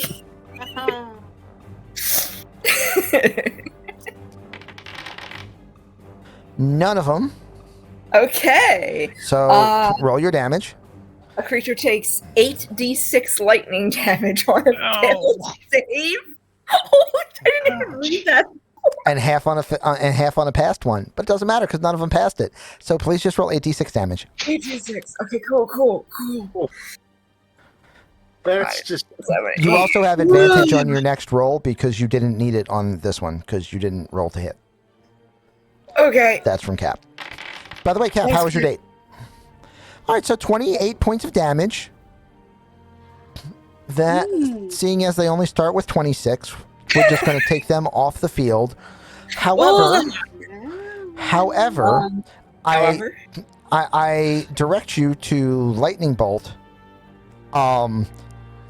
paragraph 2, subparagraph 3, which says Lightning Bolt ignites flammable objects in the area that aren't being worn or carried. Okay, that's fair. I can't see a whole lot of the math. There's probably the wagon back there probably gets The web. The web. The web. Oh, shit.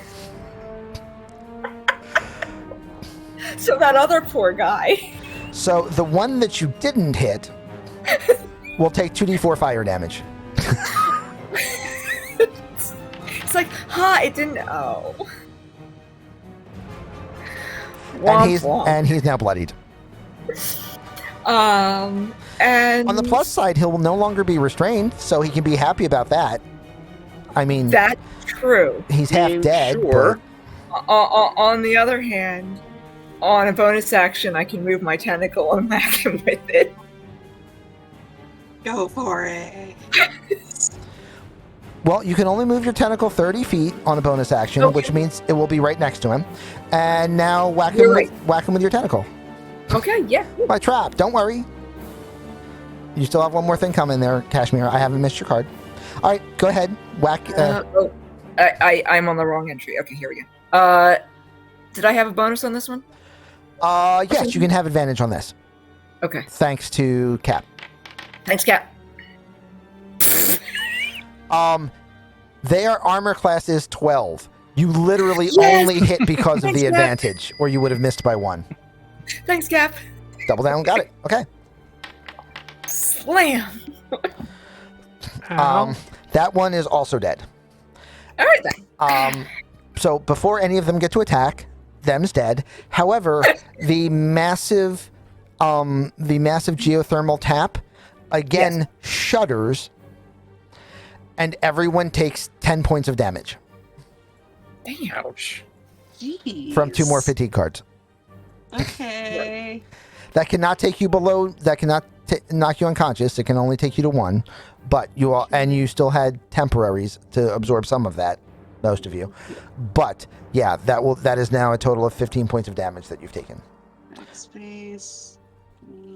I'm pretty good, actually. Okay for now. You guys are at the point where fatigue cards now are just a bit of a minor inconvenience, but I mean, They it's make us have to pay attention. you have to pay attention, and it's a decent amount of damage because it gets spread out across the entire party and like all allies and stuff. So Right. yeah. So that's good. Now we know that that ruler function can be used to determine a line for lightning. That's going to be a useful little. So there you go. And what do you guys do now?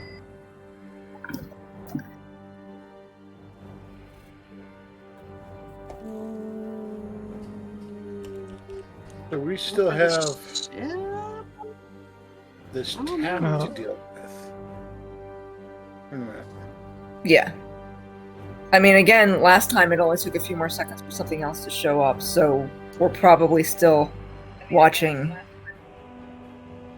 Well, It didn't not even take this- a whole round last time, did it? No. It was like pretty much instantaneous. Yep. While you're standing there waiting, another 5 points of damage to everyone. It almost looks like your energy is getting absorbed into the tap. Can Well, we might want to Alright, what do you think? Time to drop it? Yep. All right. Start doing that. Oh, that's not good. Alright, yeah. Yep, I'm bloodied now for all practical. Yay! So I don't. Where is the tap exactly? It's over here. It's the green circle. Yeah, All right. that is where I just pinged as the center of it. Okay. All right. Does it look like it was damaged by that, though, and just sending it back out at us, or... It looks like, give me an Arcana check. The question is, was it making it stronger, or was it weakening it, but we were just getting a side effect? It's pretty much what I'm trying to ascertain.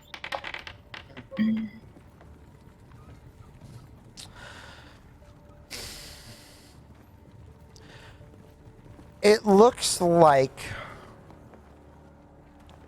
if it slowed down whatever it was doing or even paused whatever it was doing, that happened just for that period of time. It does not look like it is a long-term effect. Like, in other words, it didn't have any long-term effect on the geothermal tap. The geothermal tap still be tapping. It did not really alter it. It just kind of created a skin or film on whatever it was already doing. Yes. Okay. Any suggestions on how to destroy this thing? Well, can we target it directly? That would make the most sense. Hoping, yeah, it's kind of what I'm hoping for. Yeah. You can attempt to. I'd try from range first. That's a good choice. Just Yeah, saying. and the two gourds will use tie and force it. The tie of Zark and Gordo's force attack to try to add to that. You know. No. Okay. Okay. And I am backing up for this. Yeah. Yeah, I probably ought to do that actually. Yeah. And you said Oh, that's hilarious. You said these taps were shot up about 80 feet. Yeah. Okay.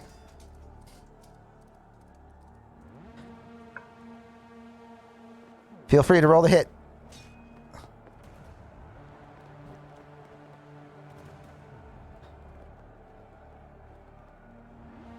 I don't actually have anything to target. Just roll the d20. Just roll the d20 with all of the things. Okay. Armor class of a large unmoving object is a 6. Okay. Well, even without. You hit it. It shakes. And 4 more creatures come out of the ground. Ow. Bark. Well, Crap.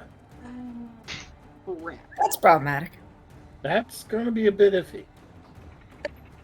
It's only 3 this time. 4. 4?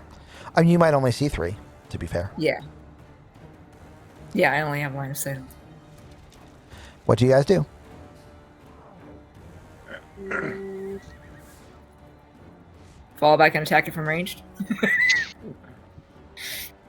Fresh out of spell slots. Yay, Warlock. Oh, spell slots. Can a short rest do that?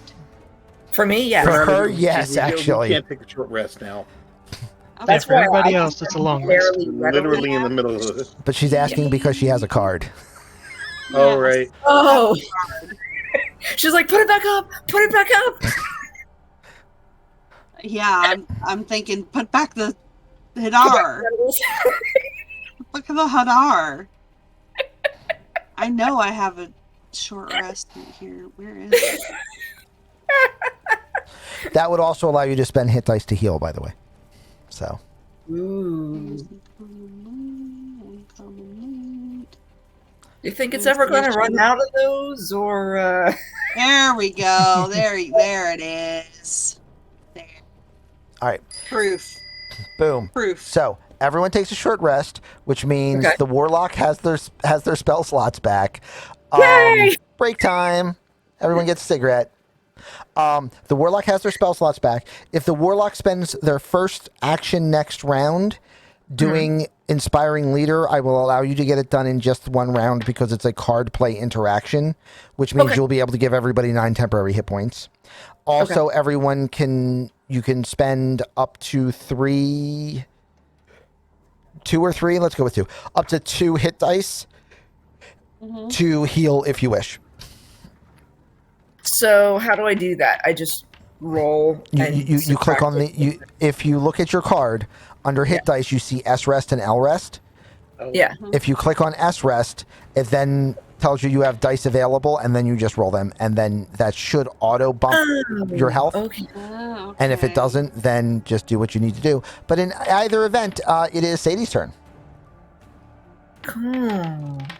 And that does not restore temp I temporary, get- does it? It does not restore 9 temps, hit No, but no, she's yes. about to redo the temp thing, and then you'll all I'm get about to 9 redo temps it. again.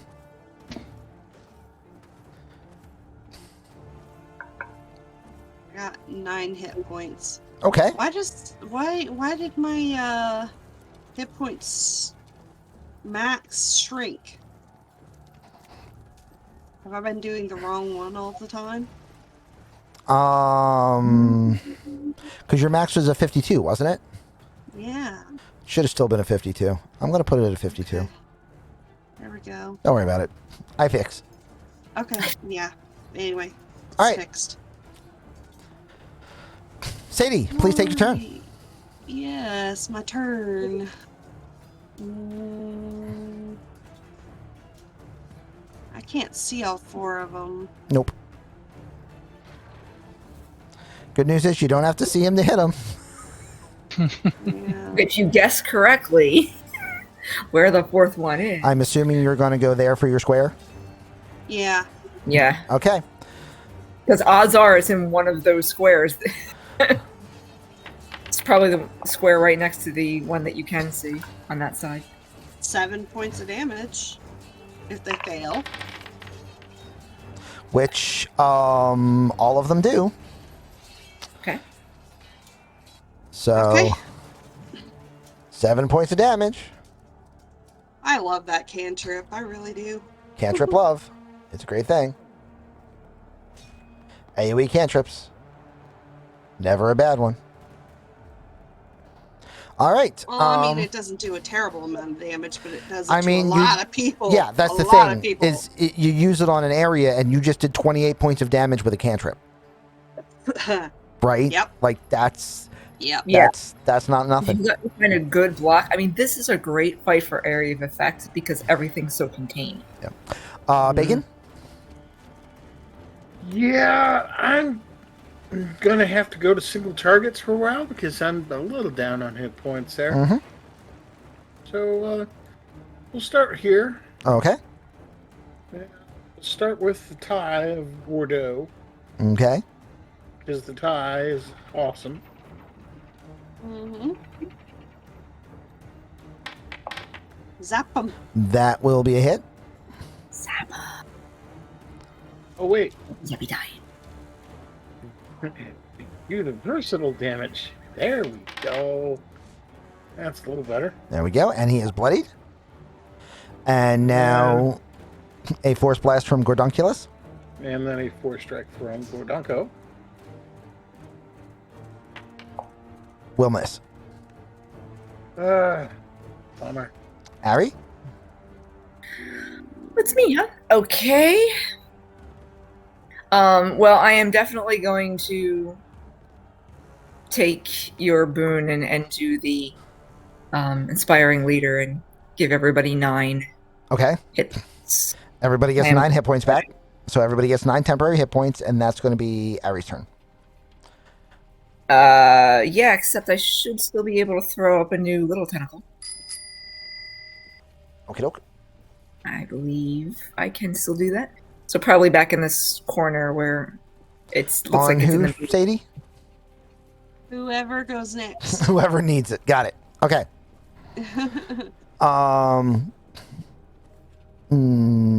Noctis? Oh, do I get to attack with it first? Yeah, well, yeah, go ahead. Roll your dice. I'll move it back up. Boop. Go. That's a hit. Which one were you hitting? Oh, the one that's bloodied. Roll your You got damage. target. That's not fair. My damage. How do I find these cards? Go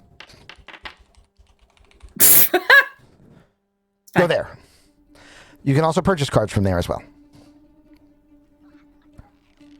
And one more point of whiffy damage.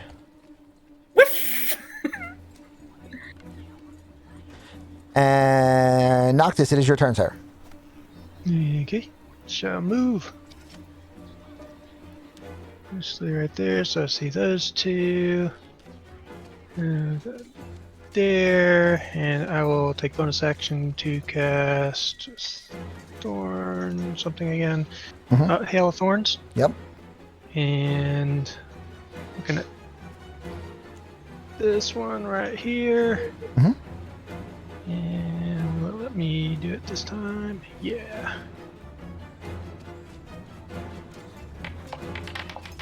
First one. That's a big hit. Max. So he will take 10 points of damage. Mhm. And the thorns go off. And he and anybody around him will take 2 or 1 if they succeed in a dex saving throw.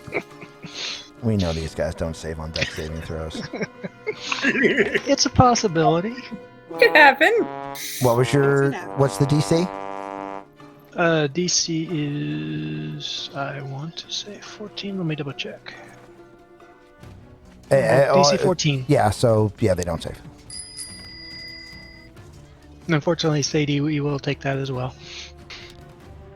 Oh, 2 Sadie, points. make a dexterity saving throw, please. Oh, okay. You're much more dexterous than these things, though.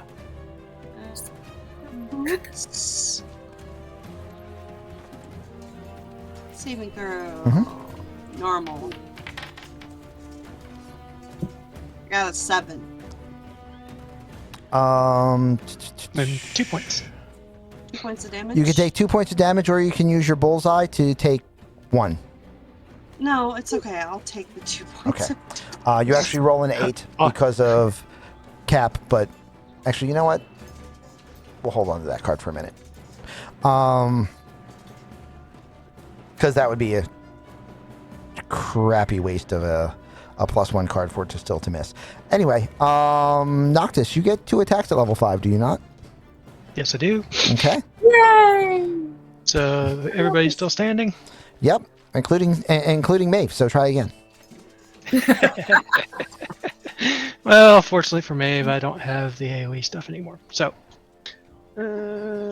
think, That'll hit, and that's a hit. And damage. and that's a dead. And see, you already did bonus action, so that's my turn. Arla will attack bloodied. Yes, she can have the bullseye then, if she needs it. I will keep that in mind.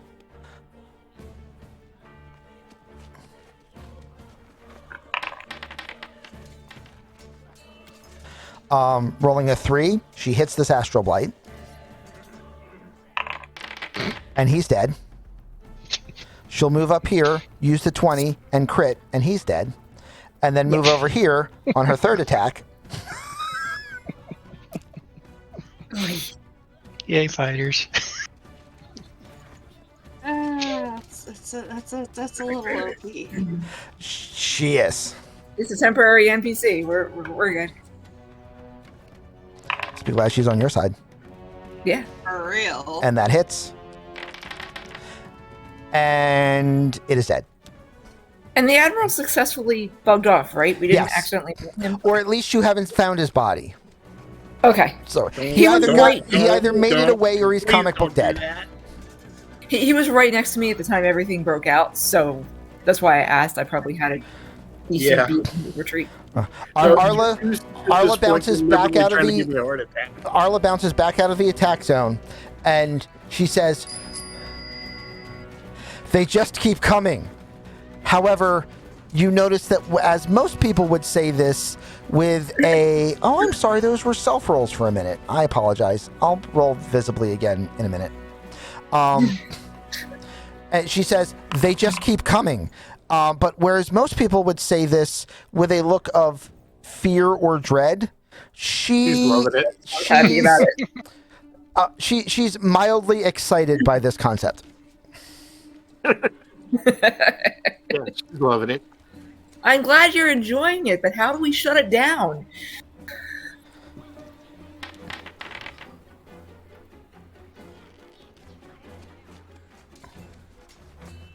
Doop doop doop doop.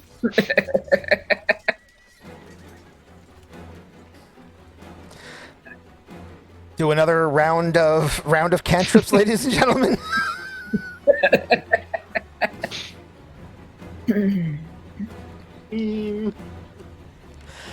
About this time, by the way, you, everyone also give me a perception check. Okay. Okay. Well, this is not going to go. I see nothing. You can't find your hands. Nope. I Okay. can't find my hands either. Only Gordon knows that he has hands. This is good. Okay. No, I don't know where my hands are. I rolled a 14. Sadie, it's your turn. Oh, I technically Okay, should probably roll initiative for these guys. They might live long enough to do something.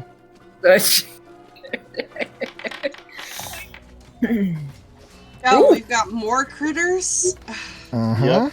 We're all I going was before. gonna try to hit the thing with guiding bolts. The Still tap. can. Okay. I don't know that it'll do anything, but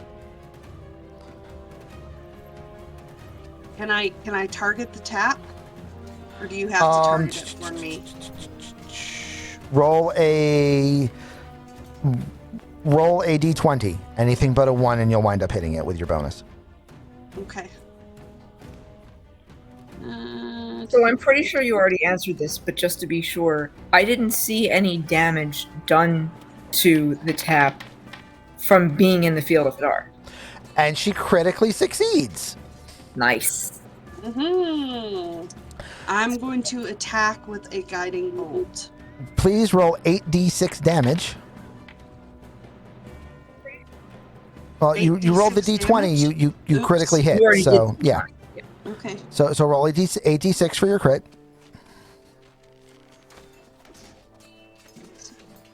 Ooh, one too Oh, this many. is going to get bad. 1 too many is fine. 8. Okay. And now I corrected it. Okay. That's 86. Blinding light hits the tap, and you Okay. see the orangey sunbursty glow of the tap turns brilliant white for about a second before fading back into the orangey glow. So basically, it just sucked up my attack and it didn't do anything. Possibly. Or it might have hurt it, or it might have not hurt it. You don't know. But what you do know was that it had an effect in so much as that it was able to record a response. But that's all you know at the moment. And what kind of damage was that? That was radiant. Radiant. So we've hit it with radiant. Yes, that was We really hit it with lightning. Bacon, it is your turn, sir. I didn't hit it with lightning. I hit it with... Yeah, we didn't hit it with lightning. We hit the little guys with lightning. Hit it with lightning. He hit it with lightning. Yes. Okay, so we hit it with radiant. We hit it with lightning. We You hit it with acidic and necrotic. acidic. Acidic and cold. Acidic and cold. I've got a spell that'll do necrotic. Bacon. Right, I have targeted a thing. The tie warms up. The tie throws out a thing. And What? probably That's doesn't do a necrotic. damn bit. It hits. Oh, it does. Yeah. Oh, nice. Much damage. Much damage. It's bloodied. And then tell Gordo to do his thing. Gordo doing Gordo things. Gordo doing Gordo things. Come on, you.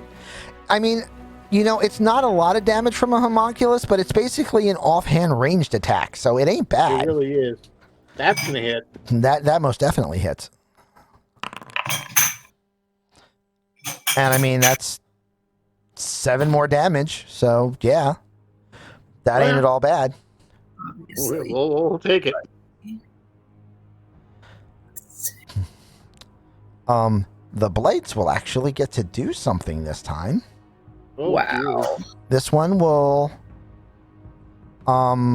because it can do it from, no, it wants to get closer. I mean, it doesn't want to get closer. That's a really dumb idea, but I mean, they're really dumb creatures. Rock. Rocks, I said that you. It is going to,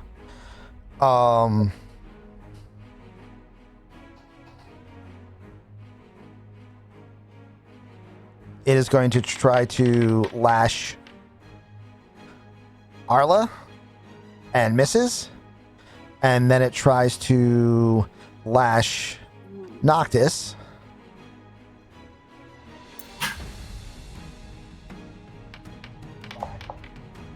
And misses.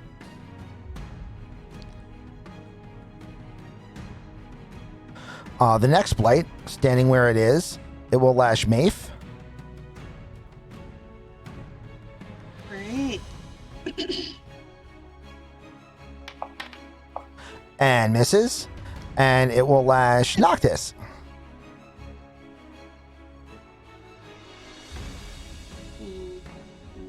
That's- And misses. I'm so glad they got a chance to go this time. Yeah, no. The third one They're will do doing this. their job. They're doing their job. The third one will do the same thing. It will lash at Maeve Mhm. and hits. Oh, for how much?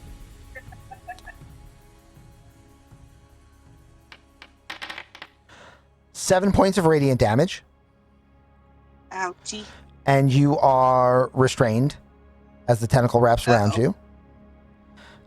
And then it will also attack Noctis with its second tentacle, because it has 2 arms, each one with a tentacle. And that one will miss the Noctis. And it is now Ari's turn. So they're doing radiance.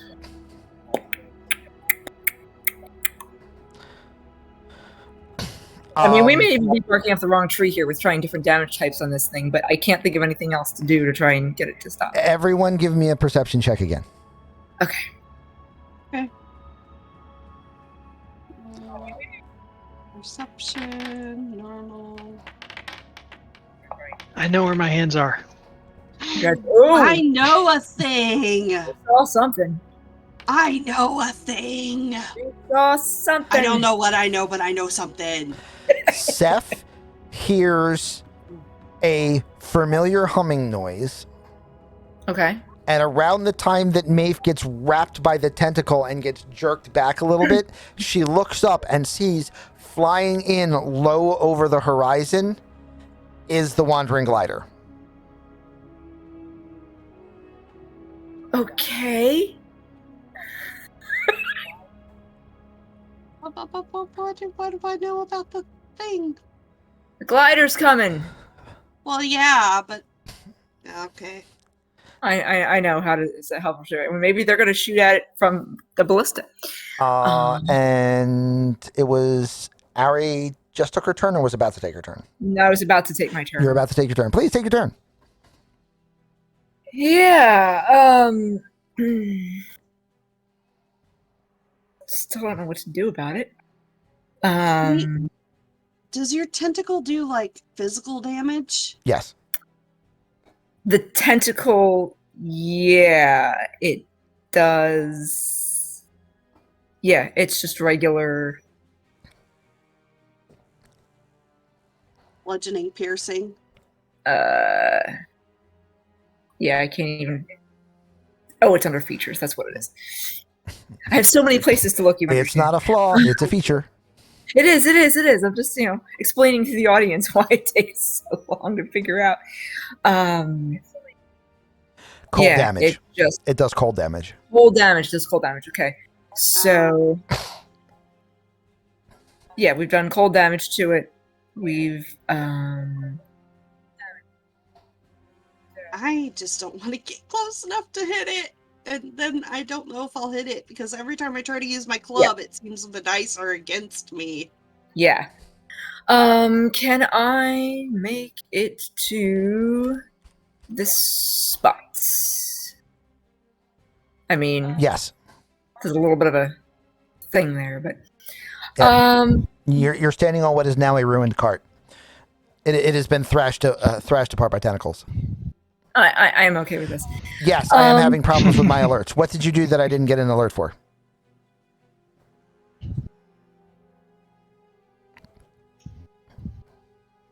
Give me a chance to.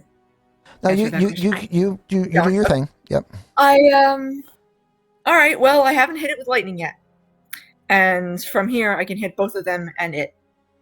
Okay, doke. I can That'll do it. lead just like that. I mean, the building isn't still there to put on fire, so. That's true.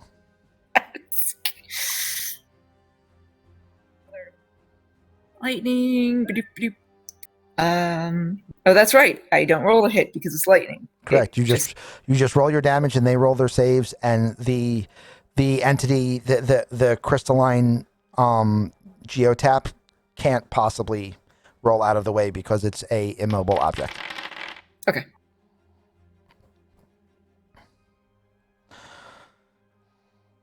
Boof, boof.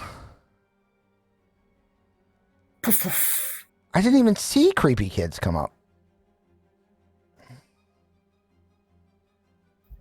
And I still have a tentacle that can attack. I think the one that's wrapping Maeve. That would be this one here. That one. You can Oh, see that where one the there? tentacle is Yeah. going, so. So, yeah, tentacle can still attack that.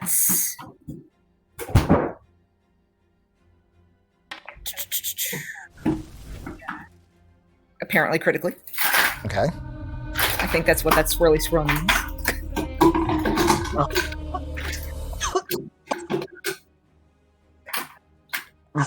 And poof. Poof. Okay. No longer restrained. There you go, Maeve. Okay. And with that,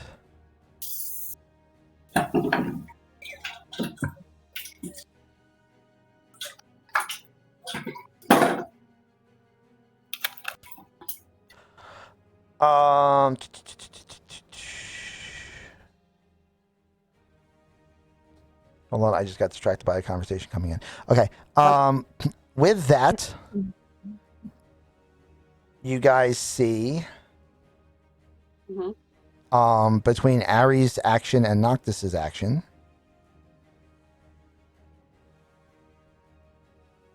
What was Noctis's action that was relevant to this? Hasn't happened yet. Okay, that's fine. This is the shadow of the wandering glider as it zips overhead, skimming the top of the roofs. That's awesome. And you see and you see 4 rope ladders just timber down from the top of the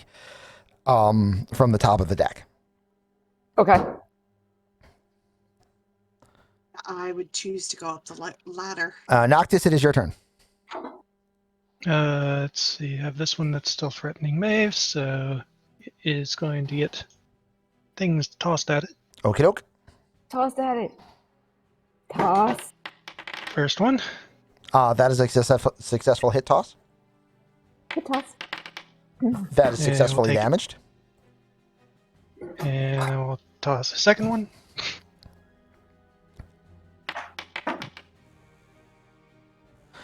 And you miss badly. And for bonus action, going to toss yet another one. Okay. That will definitely hit.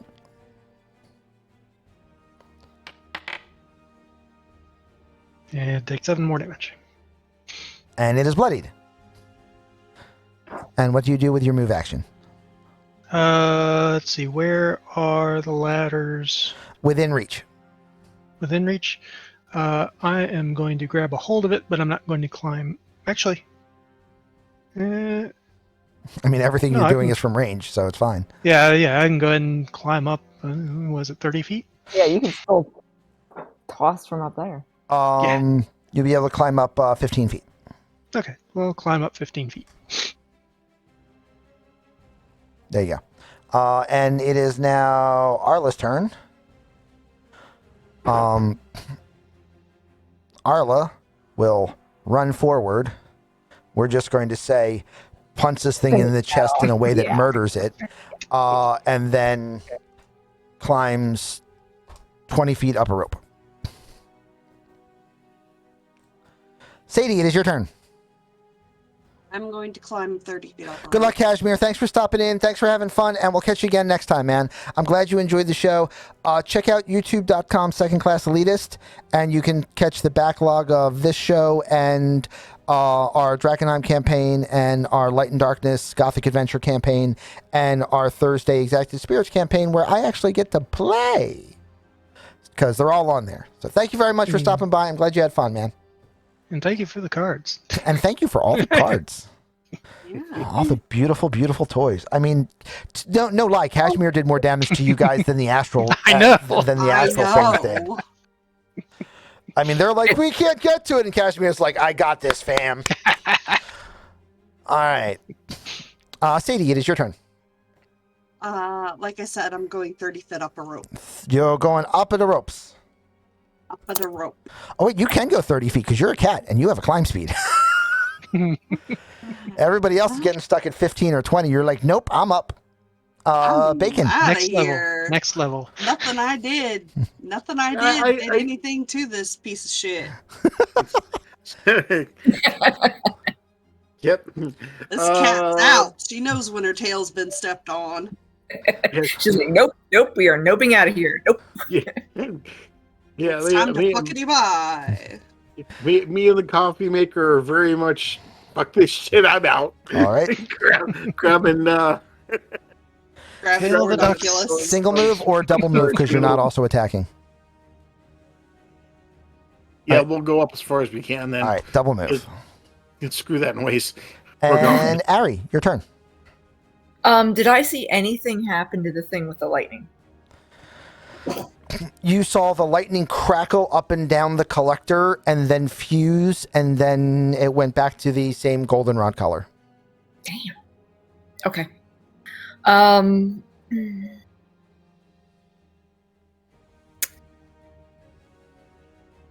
Height of 15 feet should still be pretty safe, right? I mean, should be. I have one more thing I haven't hit it with yet. All right, so you go up. You use one movement to go up, and Yeah. then what do you hit it with? Eldritch. Eldritch Blast? Okay. I haven't hit it with Eldritch. Yeah, it's the only other kind of damage I can even do. Don't roll a so one. I may as well finish the science. Yep. Science. Science. That is successfully hit. Roll your agonizing blast. It'll do the science, which is all it needs to do. 9 more points of damage. A very tiny purpley streak. I mean, you see it, but I mean, compared to the other things you've whacked to this thing with, 9 is, nothing to write home about. But yeah. And on it goes. But it doesn't look like it did anything more than before. Doesn't look like it did anything more than before. Okay. All right.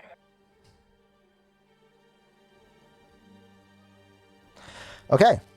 You guys away as the wandering glider swoops down.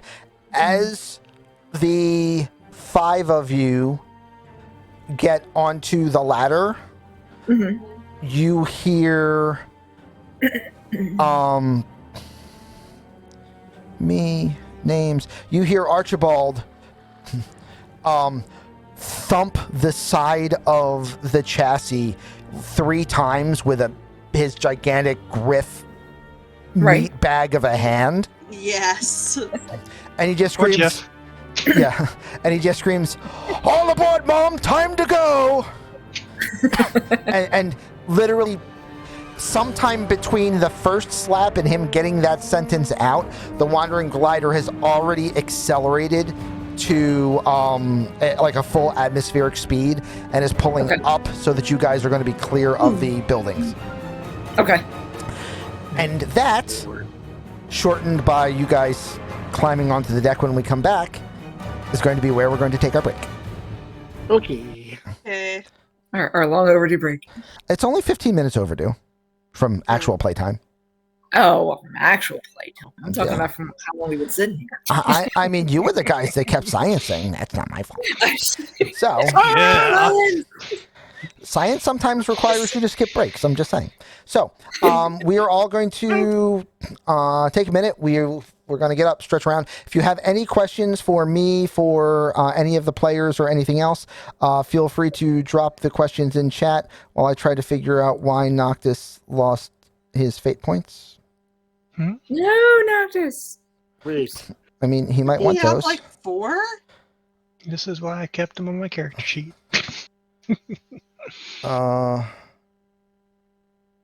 It should have been 3, is it? Well, that Everybody two for start? What I saw You last. earlier. Morning gave me I one. know what happened. Hold on. I don't know how that happened, but I know what happened. There we go. Now they're back. Back. Okay. Somehow Yay. that source got slid down below its background and thus became invisible. No. But problem solved. Okay, so we're going to get up. We're going to stretch. We're going to move around. Yay, break. You should do the same thing. We'll be back in a minute. Everybody, take 5, have fun, and we'll see you in just a second. Bye. Thank you, Five. Oh my God, what have we gotten into now? I don't know. Shenanigans, I believe. What have is you the gotten word. into? I need to take a bio break though. So. Oh,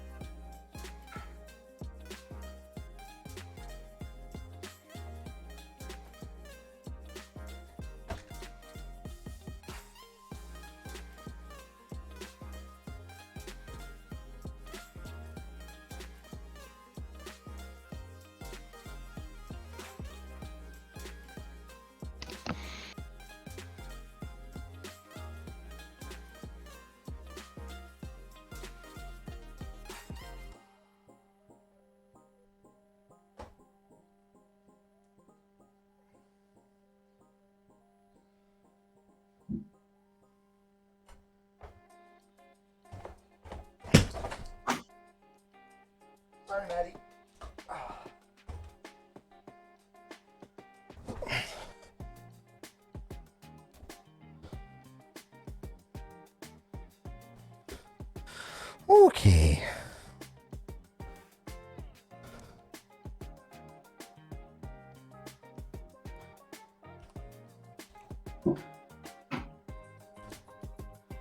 So how we doing? We're not dead yet. Yay!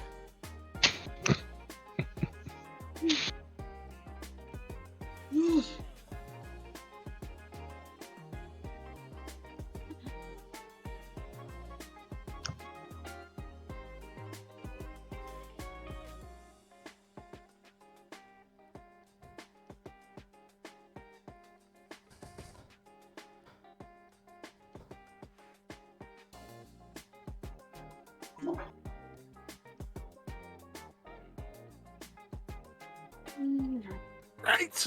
Ugh.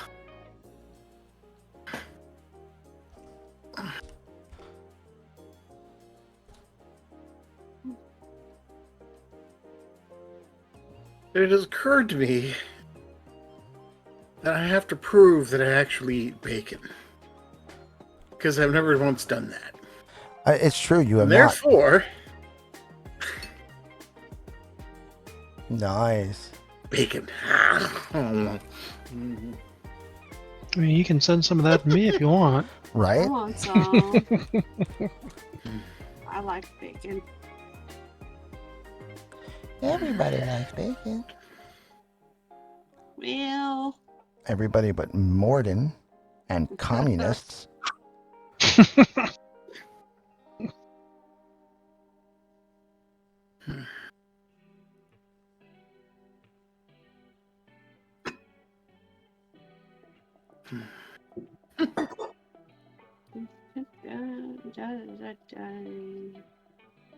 can only do that once a day. Ugh.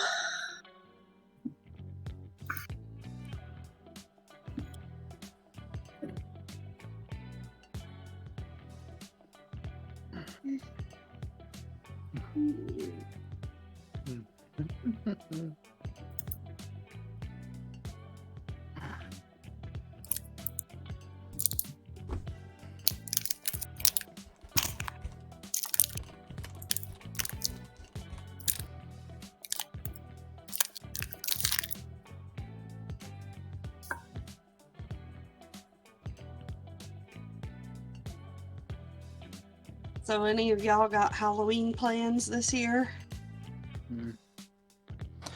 That was Friday.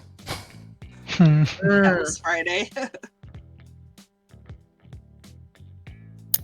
Well, on Halloween, I am working.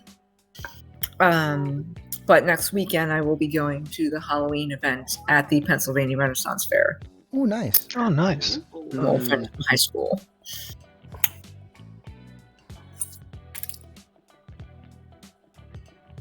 And I hopefully I will be able to provide pictures. I still need to make a couple holes, but I will be going in my plate mail. I know there had been requests for pictures, so I, with Gray's advice, I buffed it up a little bit. Nice. If I'm sending you something for your birthday, do you want it Amazon wrapped, gift wrapped, or do you not care? I don't care if it's gift wrapped, Okay. especially if it costs anything extra. It's like $4, So- which is silly because It's not. because it's a 3-cent bag. Yeah, that is not necessary. Okay.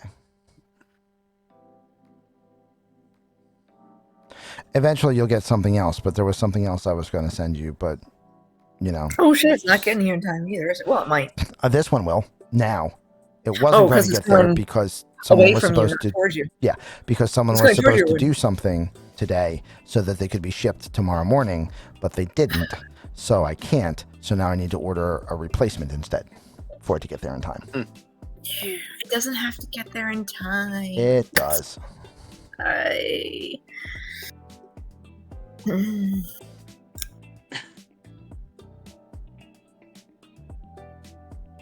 Lots of birthdays. and Estimated stuff. delivery Tuesday, October 25th. So there you go. I mean, at least I'll have a easy fun fact for Light and Darkness this week. Right? That'll be cheating. It is cheating. Fun fact. It is this not my cheating. birthday. I'm working for you on my birthday. It's not cheating. I'm gonna have to give you a free fate point or something. Birthday fate points.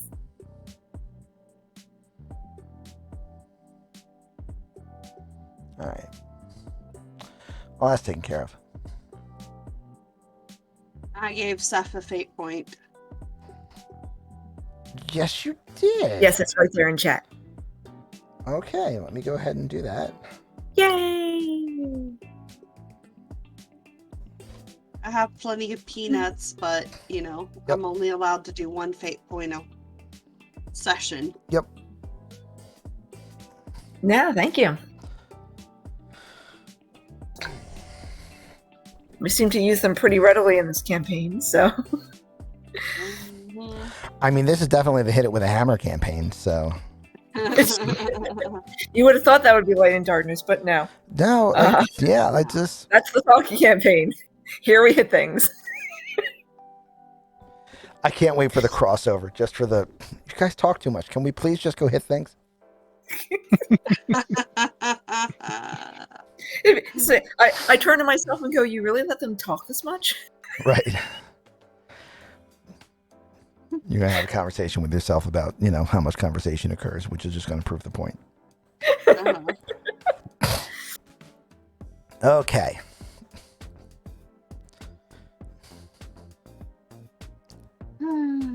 Alrighty. I wonder if maybe the captain knows what that thing was. I think that's what we're about to get to. Yeah. I think we're about to find I out. think that's the conversation we're about to have. We have to do some talking tonight. And we're back. Yay! Welcome back, everybody! So,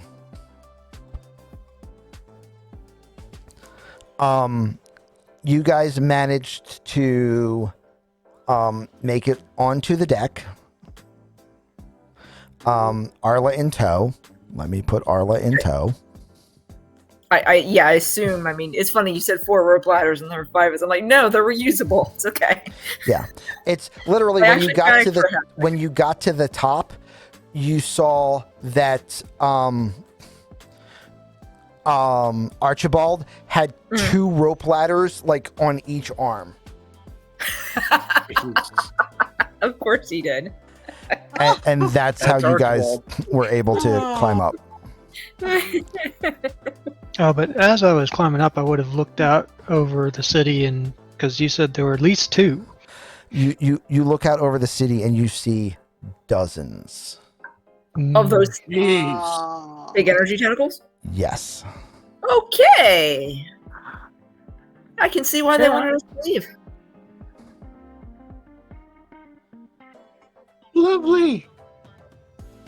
Yeah, that's That's a cataclysm. that's not good. That's Definitely time to evac. Yeah. Dozens of crystalline vines erupting from the surface. Some of them reaching high enough to break through the cloud line. As you break into break the atmosphere, and the ship takes on its own atmospheric bubble once again. You all make it back down into the captain's quarters, or back into the bridge. Good timing, Captain. Thanks for the pickup. Yeah, well, I saw 1 or 2 of those things come out of the ground near the ship, and I decided that we did not want to be on that rock any longer. Yeah. I agree. Fair enough. Yes. Yeah. Yeah. Oh. We must have tried half a different kinds of damage on it, and it didn't really seem to do anything. Do we know if everyone else made it out safely? Did we see anybody not? Admiral Samuels walked off, but I don't know where he Yeah, I walked saw off him, on. so- And I some more mean, I tentacles didn't got see any between us. bodies. Yeah. Townies all hightailed it, but who knows how far they could run if they're all over the place. Arla says, I have been contacted by Tiandar, and Tiandar managed to escape the planet. So I can confirm that one. Holy Max. But yeah, we don't know about anything else. We were at ground zero where one of them dropped, so we were basically just in the fight at that point. But I didn't see anybody getting killed in the fight. But that was just at this particular one. If there's dozens of them, Yeah. Mhm. Yeah. we have no information on the rest. All right. The captain says, I'm setting course for the rock. We need to get to Brawl because we need to figure out what we're doing next. All right. I have some connections we can call on when we get there. And I will send the four of you on a mission to deal with that, while Archibald and I pursue a different direction to try to resolve the situation. Okay. All right. And this way Okay. we can attack it from two sides. Mhm. So, we'll be leaving the wild space probably in about an hour, hour and a half. It's then going to take us. She drifts back and you see her eyes roll back for a second and then she snaps back. 6 days to get to the rock. So, I mean, everybody go relax and just be thankful we got everyone off with a crew. Arla, I guess you're with us until we get to the rock and can get you back to Tiandar. To which Arla says, I would greatly appreciate that, Captain. Thank you. Works for us. And everyone goes to their cabins and then rolls me a 1d6. Good. So I can be a jerk person. Okay, there we go. Roll. Sorry. That's not good. A 1.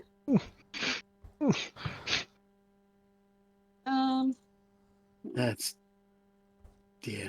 What did I just figure out? There we go. Okay, I have in the 6 days intervening, Okay. I will have made 18 level 2 potions. Cool. How many will you have made in 2 hours? In 2 hours, none. Okay.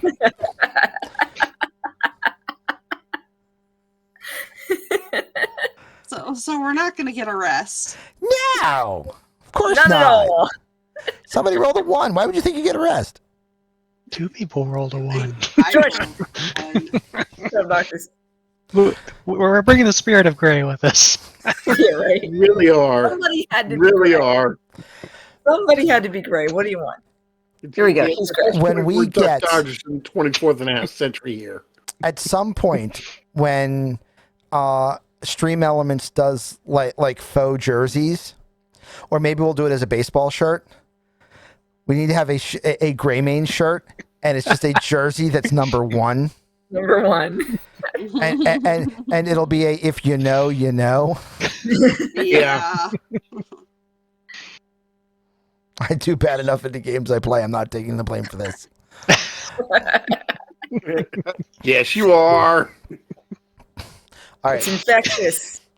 Taking the blame for infecting everybody else. you break out of the wild space. Okay. You break into astral speeds for about 45 minutes. And then, which means you all will have taken a short break, which means, Okay. Oh, good. Okay. which means, the Warlock gets their 2 spell slots back. Nobody else does. But the Warlock has 2 spell slots again. And you feel the ship lurch, which means you have detected another astral body within range. Of course we have. Oh, that was a nice long break. Of What is course it? we have.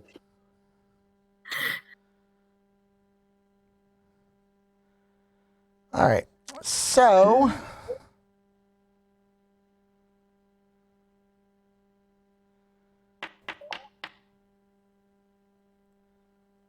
What is it, and is it edible? I mean, Everything's edible if you try hard enough. yeah, I was like, if you try hard enough and believe in yourself, I mean, sure. But I disagree. I disagree. at a range of about 1,500 feet, which is the extreme range of, when you drop out of astral space, you see behind you a star moth. A ship, meaning? Yes. Mhm. Okay. Hmm. Okay.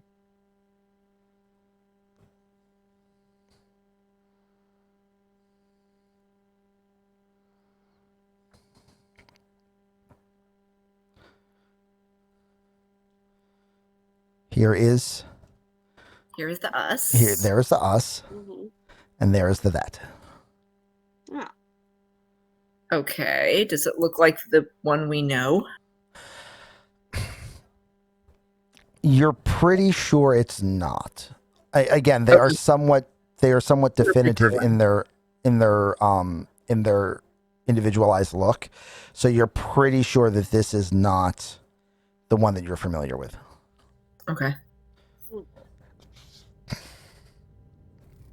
Whose name I've already forgotten because I already got rid of those notes.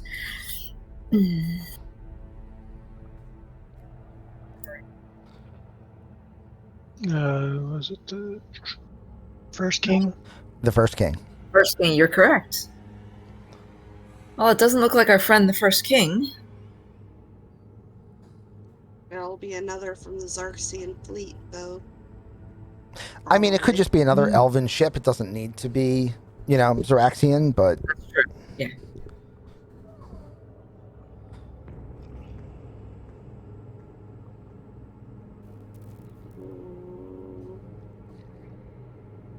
Rolling investigation. okay.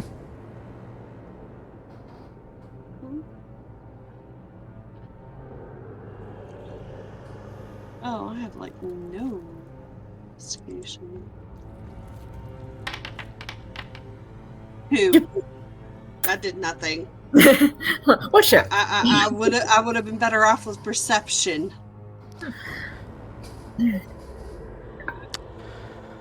So, Yeah.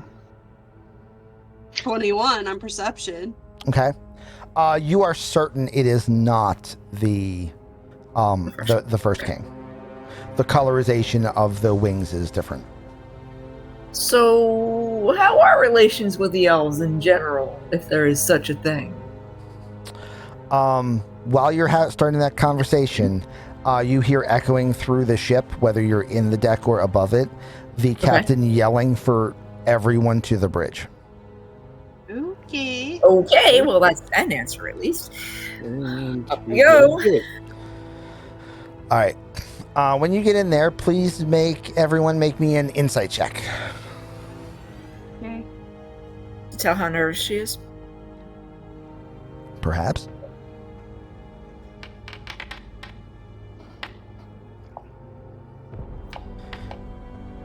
I mean, Now they you pretty guys good. pick out all the big rolls.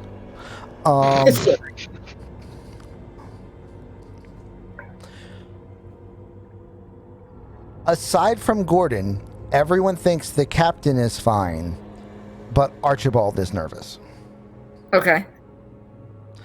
Gordon knows that both the captain and Archibald are nervous.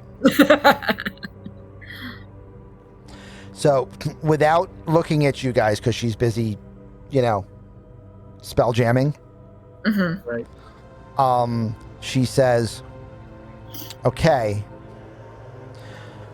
that they're going to pursue us and they're going to catch us. So here's what we're going to do. Mm-hmm.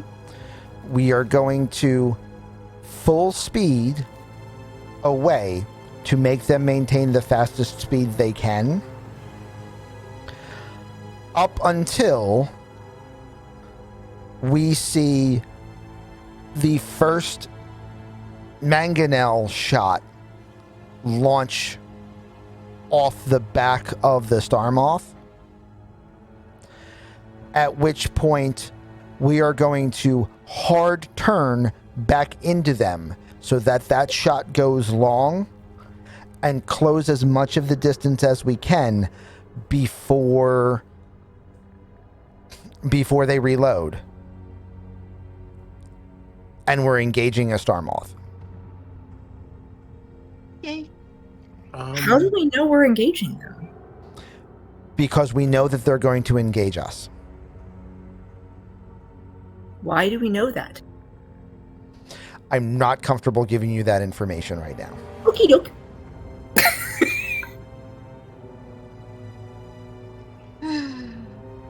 Alrighty then, Captain has spoken.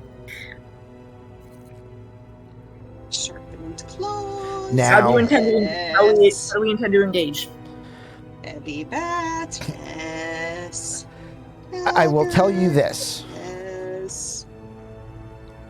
90% of the Xaryxian captains are more interested in making sure that they stay alive than accomplishing any given task. It's fair if you're long-lived, I guess. So, all we need to do is go in, hit hard, hit fast, and give them the opinion that we're not leaving this fight. Okay. And odds are they will. Got it. Unless that ship, when we get closer to it, has the mark of the Royal Guard on the front of that ship, with this crew, we're going to make it scatter. Okay. If it has the mark of the Royal Guard, we're in going to trouble? do what we can. Okay. All right? Alrighty then. All right, Anything everybody we- get topside and get ready. Anything Yeah. we should know before engagement?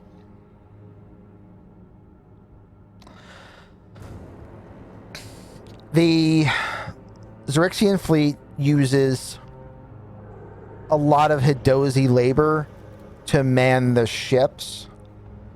If you can see that any of the weapons are Hidozi manned, near shots may scatter them off the weapons. There won't be any Hidozi in the landing party. The landing party will be all elves. But again, anything that can be done to quickly disarm or decombatize the landing party will probably convince the Star Moth to separate to range, and at that point we have to just try to dodge the mangonel, because that's the only thing that they'd be able to hit us with that we can't touch. So the only other thing I would say is make sure we take care of the landing party, and if possible, try to figure out a way to disable their mangonel.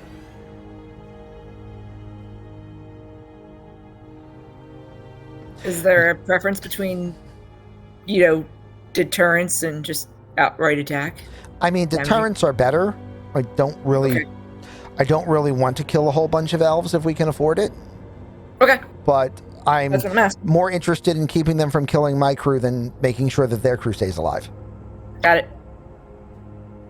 I mean, they're the ones that are going to bring this fight because they're the ones that are going to shoot first. And once they shoot first, we're just going to shoot last. Okay. Everyone okay? Mm-hmm. Is anybody making a deception check on that? Yep. You did say perception, right? No, I said deception. Like If you're deception. lying that you're Are okay you with this Yes. plan, Are you lying? make a deception check. I didn't answer. Almost tempted to throw a fate point on that because Well, you can either throw a fate point to re-roll, or the captain can know that you are very much not okay with this plan. I am not okay with this plan. God damn it! You It's just gave not up on my the ship. It's not my ship. The boy should. Mind you, Maeve and I have served with them. We have served with the captain and Archie longer than the other two. Right. I don't think she's ever gotten us this much into trouble before, though. Never. So, And she has never told you are definitively engaging a ship before. This is very much a different thing. I mean, even not having been here long, that sounded weird to me. So I'm like, oh, that's why I asked twice. How do we know? Yeah, nope, I am not okay with this, but God damn it. Okay. All right, let's go. All right. So, I do have a question before we break. okay. Do you have a preference for the state of the captain should they not choose to disengage? If the only way we can make them disengage is to make the captain cease to function, then we make the captain cease to function. I would prefer not to have to go to that length, and I expect that we won't have to go to that length unless they're a royal cruiser. But we're going to do what we have to do to stay flying. Yeah. Okay? Okay. So, we go up onto the deck, and who is going to man the mangonel? Ballista? Well, you guys have a mangonel and a ballista. The mangonel has a farther range. No, you don't. I keep doing this wrong. You only have a ballista. Who is manning the ballista? I have to just change this entry. I keep forgetting. Oh, okay. I'd say it's probably going to be me and Archibald. Okay. Be my guess. We need one more, yeah? I'll help. Yeah, we'll need one more for Okay. Right. cycling. So that leaves... So that puts Seth and I on fire duty as we've got 120 range on primaries. I was going to say, yeah. I know I have the longest range, so I know it's not me. All right. So, the range for the mangonel is going to be 480 feet. Okay. So the range for the ballista is 480 feet. The range for the mangonel is 800 feet. Yeah, that's troublesome. When the ship gets to 800 feet, which we're going to say that these squares are 4 times the size that they're showing. When the Star Moth gets to 800 feet away, Okay. which it is right there, Okay. you see its mangonel fires. As it does, Archibald stomps loudly on the deck of the ship, and you immediately feel the ship lurch and head in the other direction. With just enough of an angle to get around the shot. Yeah, you are literally completely turned around and heading the other way in enough time to see the shot sail overhead because of the trajectory, which also now means that both ships have time to move before before the mangonel can reload. Right. And the movement of the Star Moth is... Give me a moment. Very fast, and it's not considering what's going on yet, so it won't have had time to break. Yeah, that's what I'm thinking. It will still be coming straight at us. It's going to fly 50 feet. And you guys are going to fly...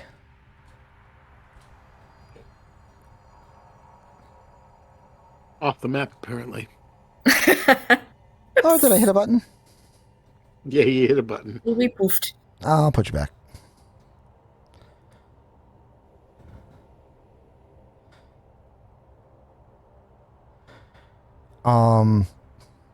And you guys have a flying speed of 70 feet, so 120 feet of the distance will be cleared in that one turn, dropping it from 800 to 620.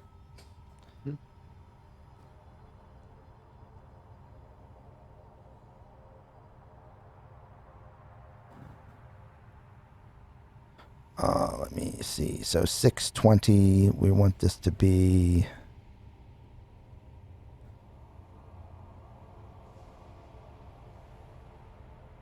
Oh, we were really close.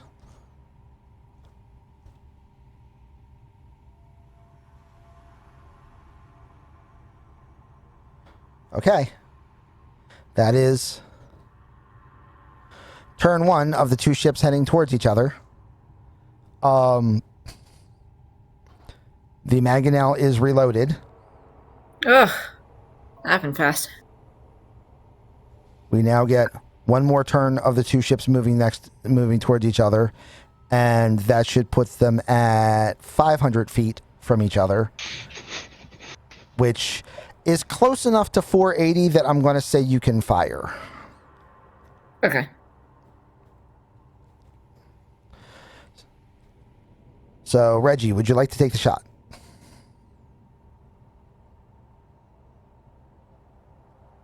Let's see, dude. What's the plus on it? +6.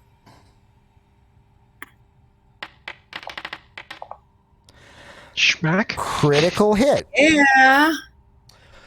What were you aiming Down the goal of the for? weapon. What were you aiming for on the Star Moth? Well, if I could have gotten a shot at the mangonel. You've Yeah. disabled it. Right at the mangonel. You know it. Roll critical damage, which is to say 3d10 plus 30.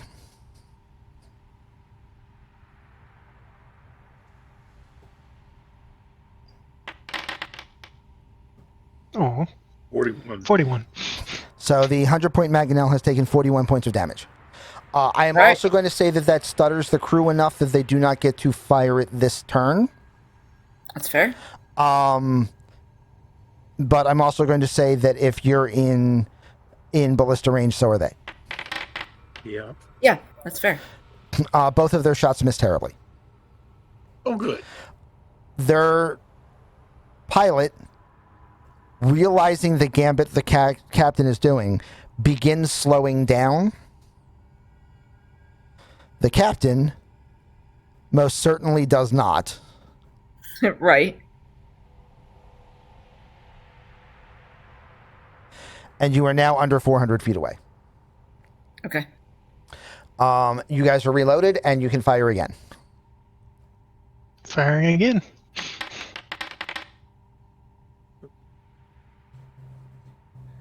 That will hit, unless anybody wants to spend anything to make it to either give it advantage or make it a crit so that it can auto-target the mangonel again. I don't think I have anything for that.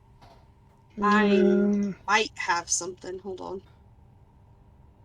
Because targeting the mangonel is definitely a good strategy. But Yes. I mean, it would be a great play if you can pull it off, but it is going to be hard to pull off. Like that? Like Not that. Perfect timing. Then that happened. And then bullseye happened. So again, roll 3d10 Yes. plus 30 to have struck the mangonel. 45. That's 86 of 100. So that is 86. And the next shot, which will be the last shot for the but before you're in boarding range, you will in fact have advantage on because Sadie just played an advantage card. yes. 2 ballista shots at you guys. The mangonel has not fired once. Okay. Ooh. That That was unfortunate. was unfortunate. So this is going to be order of what gets hit when I roll a die. Ready? I Because mean, this is something getting hit. Archibald, Noctis, Maeve, Gordon, Seth, Arla,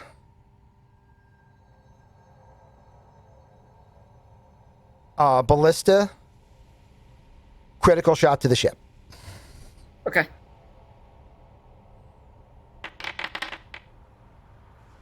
Ballista. I think Okay. that's That was number 7. 7 was ballista. Yeah, because it was all people and then the listed ballista. 8 things. If you listed 8 things, then Yeah. it was the ballista. Yeah. Okay.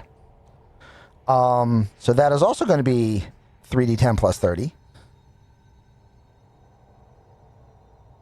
And that's the first one of these. Right. I figured. Yeah. That's 38 points of damage to your 50-point ballista. And now this is the second shot resolution, which is going to hit Archibald. Archie. Yeah. Ooh, Archie. Die, Archie.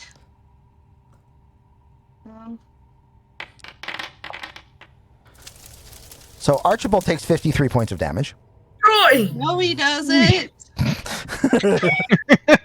He's like, no, he effing doesn't. No, he doesn't. I got cards. Hold on. Let's see, 20 points. I mean, that'll keep him from dying. Okay. 40 So points. 40 points? Yeah. Okay. So I threw one out as well. I'm also going to say that everybody has 9 temps because you definitely had time to prep that. Yeah. So he would have had 54 points with his 9 temps. He would have gone down to 1 point after taking 53 and be back up to 41. So inspiring leadership would have kept him from getting auto-killed by the shot. Yeah. Did Maeve and I both throw a 40 out? I don't know. Did you throw a 40? Because mine was definitely a 40. I have a Sadie Golden Dragon playing Lending a Hand, and I have Old Bacon Eater playing More Better Healing. Sadie's healing card hasn't showed up yet. So that was Bacon's, and if Sadie's card shows up, I will refund it, and if it doesn't show up, it doesn't actually leave your deck, so you'll still have it. It didn't work for whatever reason. No worries. Okay, then. That's probably So good. So that's that, and that's fine. So Archibald takes a shot. The jolly good aim.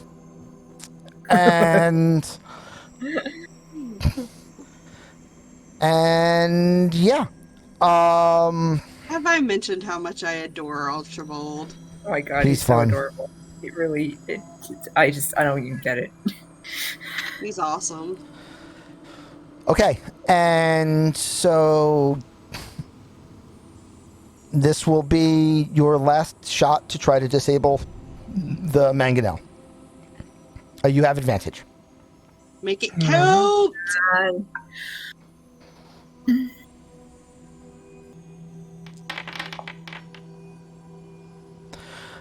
You'll hit the ship, but it won't necessarily hit the mangonel. Give me a D6. On a 6, you'll hit the mangonel. Otherwise, you'll hit something else on the vessel. Okay. 3d10 plus 3 damage. $3d10 plus 3? Plus 3, yeah. He can't use his D4 on that, right? He can, but even that can't turn a 15 into a crit. Yeah. Because it needs to be a nat 20. Or it can't affect the location one either, so. Right. Something's taking 20 points of damage. So it took 20 points of damage. All right. And now, on our next turn, we will be... It's easier to move all of you and then move the captain back down. Yes. Understood.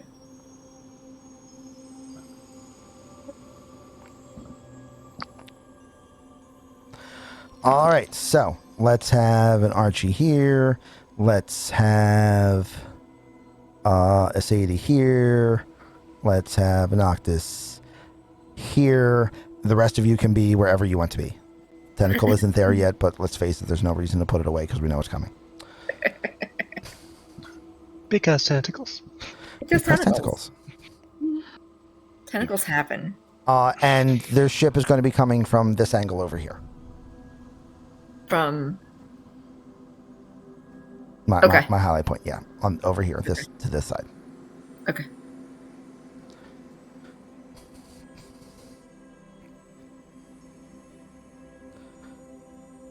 And I will make an active encounter. Is everybody standing where they wish to be standing when things start? I suppose. Yeah.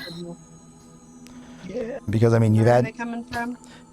From somewhere off into this wordly direction. I guess maybe, I don't know. There's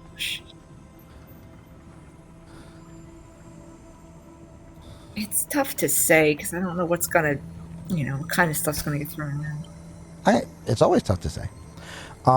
You would still be here because you would still be have been manning the gun at this point. Okay. So, I put Cordonkos instead of me for whatchamacall. And now I can't put me up, which is incorrect. I got you both. Thank you. Are we doing? You're going to want to roll some initiatives. Oh, yeah.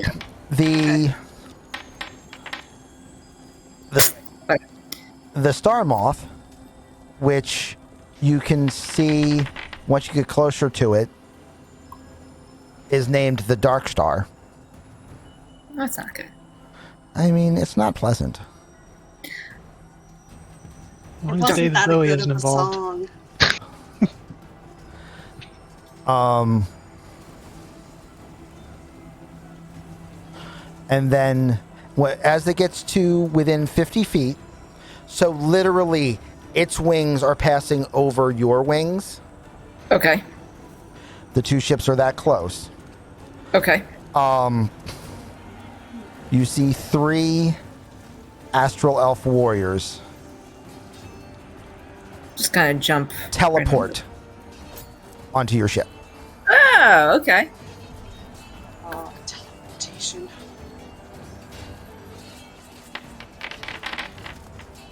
Big kind of little. An elf's tall. I mean, I can fix the counters in a second. It was more important to get the initiatives up so you guys have time to figure out what you're doing and for me to go find Arla. I already know what I'm doing. Glad one of us does. I don't know that my plan's gonna survive counter with the enemy, but Yeah. The teleportation kind of messed me up a little bit. It's what it does. Okay, and there's Arla. She's already on the deck. I just needed to roll her initiative. Well, that's unfortunate. Arla was very surprised by them showing up behind her, but Bacon was not, so it is Bacon's turn first.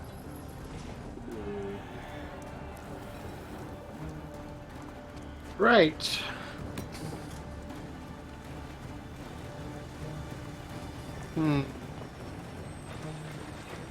Thing is, I don't have my second level spells. They're still down. Correct. Whoop.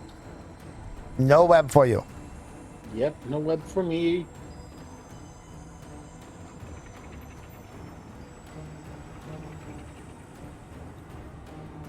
Having said,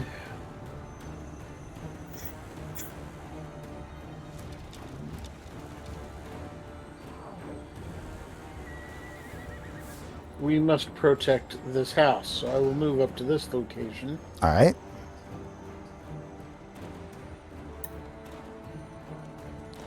It's a good spot. They can't get advantage from behind you from there. Fire off the Thunder Wave normal. All right. DC is 15 con. Con, which, as we know, is just a great stat for elves. Well, they are warriors, theoretically. Alright. So let's look at that spell again. 1 passes, 2 do not. 1, Right. 2, So, 3. failed save. Creature takes 2d8 thunder damage and is pushed 10 feet away from me.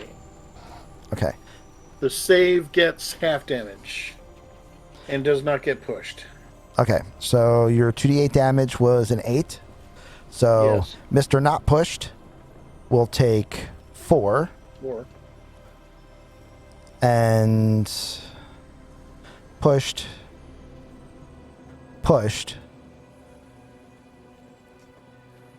10 or 8 and 8. And then Gordo Mm-hmm. will target the one in front with a 4 strike.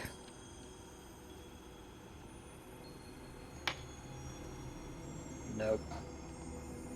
Yeah, 9's going to miss. Yeah, 9's gonna miss. Okie That's doke. us. So that's us. The one in front. They all have bows and swords, regardless of what the counter shows. Okay. Just for reference purposes. Is going to move 10 feet. I'll never just knock them away. I believe it's just a push, not a stun, but check it real quick. Yep.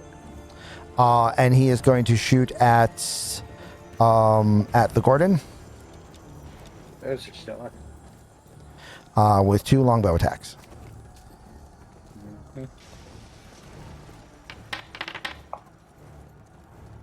A miss, and also a miss.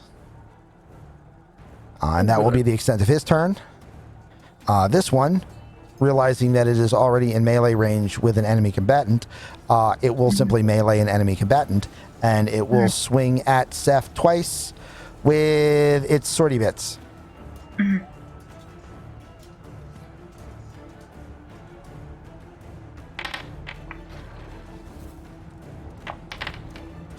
That is a hit and a critical hit. Well, that's gonna hurt. At least now I don't have to decide what to do for this fight. That is 18 points of damage. Ow. And that was the critical, to be fair. And for 5 points of damage. Yeah. But I'm not sure why my hit points were at what they were at. Well, you should have been at 45 plus 5 temps. 45 plus 5 temps is 54. So everything's correct. Okay, everything. Okay, that's fine. As long as everything's correct. Yep. Everything is correct. You are not even bloodied. Okay. I mean, I almost am. The other one is going to space back a little bit and hoping to grab his attention is going to shoot at Noctis. I mean, it sounds like a dumb thing to do, but he has his reasons. Mm-hmm. And we'll see if Noctis is smart enough to figure out what he's trying to do and do the opposite.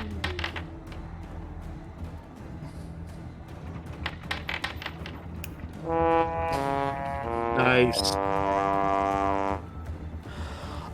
Because he whiffed with a 1 on that, Noctis, if you're not sure what he was trying to do, I will give you an insight roll. Because he screwed up bad enough that he might have tipped his hand.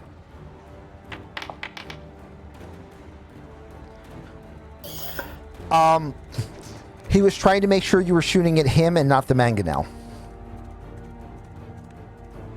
What's the range to the Magnanel right now?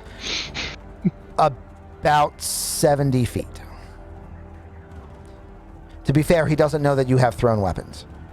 He's about to find out. And it is now Noctis' turn.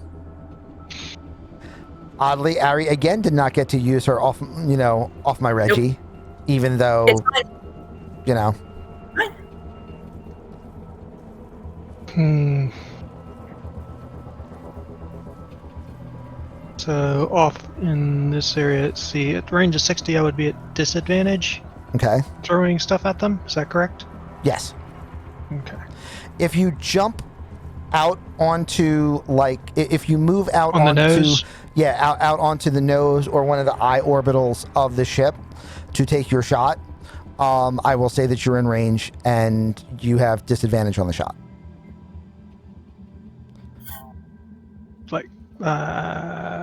It doesn't like me doing that with walls.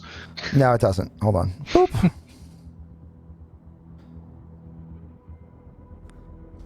I put up I put up child-proof safety rails to keep that from happening. However, give me an athletics or acrobatics check to get there.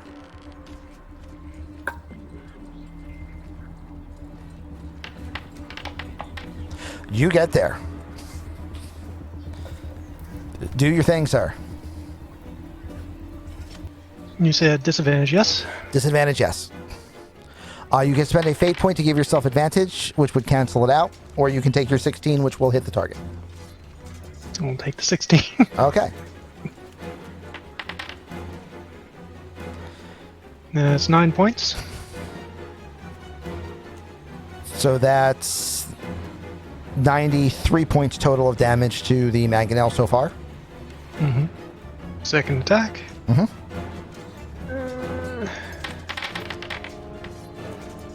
Yeah. I'll By the take way, 23. you can see that the crew of the mangonel is one elf that's firing and the loading being done by Hadozis.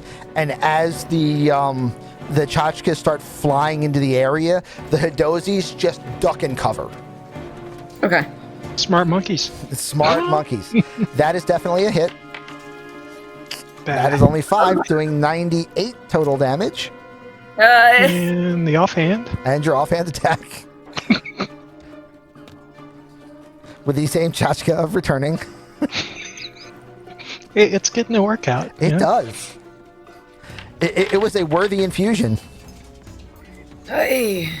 I will spend a fate point to reroll. Oh, that's a good choice.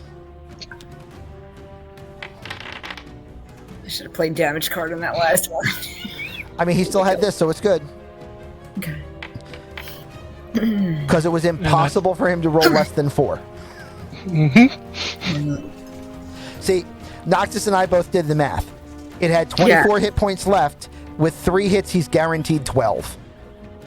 Right. I mean, technically, he's guaranteed 15 because his dice have to roll at least a 1. So he didn't need that much luck as long as they all hit.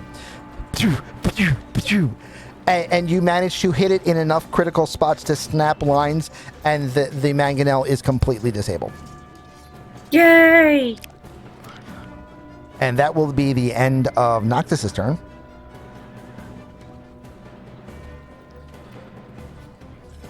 And now it's Sadie's turn. Mm-hmm. I'm going to cast Aid. Okay. I can bolster 3 people within 30 feet of Okay. me. And because I've got extra levels, I can do it for 20 hit points. Well, nobody's currently injured. Only me. Oh, sorry. Yes. Sadie and Seth and Archibald are the only ones that are currently injured at all. I know, but it says I can up their hit point maximum. Oh, okay. Well, that's and even better increase then. it by that amount. So for 20 points, I want Noctis, Archibald, and Seth. Now, does that replace the existing temporary hit point It's not totals? temporary. It boosts your maximum. It's a different thing. Okay. Each target's hit points and maximum hit points will increase by 5 for the duration. And when you cast it using a 3rd level slot or higher, it will increase by an additional 5 for each slot above 2nd. So you can cast it as a 3rd level spell, and each one will get 10. Oh, okay, 10. Yep. Okay, I didn't understand it right. That's fine. That's fine. So, for example, right now, Reggie, you are at 62 of 62. Okay. And just keep track of what your normals are. Okay. And Seth So is at I've- 36 of 55. Okay. This will get confusing. But don't Yeah. worry, I've got you. I'm grabbing paper. right. I've got 1 3rd level spell left, right? Yep. Ari, your shot. Ah, damn. Because I have absolutely no effing clue what I want to do right now. Like, seriously, 0.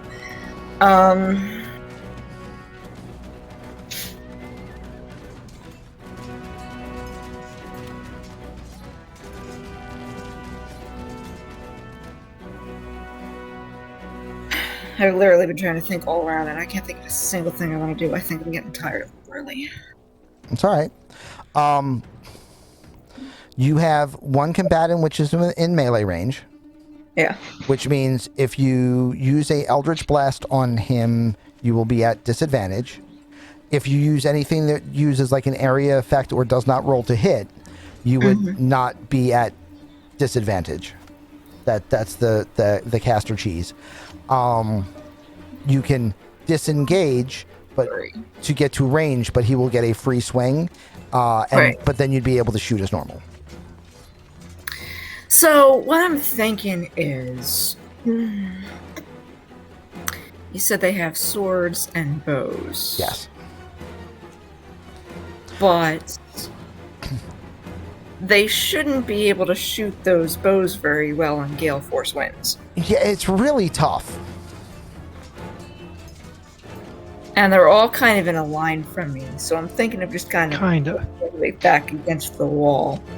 Or over the rail. Or over the... It doesn't actually push them that far. I mean, it'll push one of them that far. Yeah. It's kind of what I was originally going to do, but then I'm like, the teleportation, if they can keep doing that, it doesn't help much, but...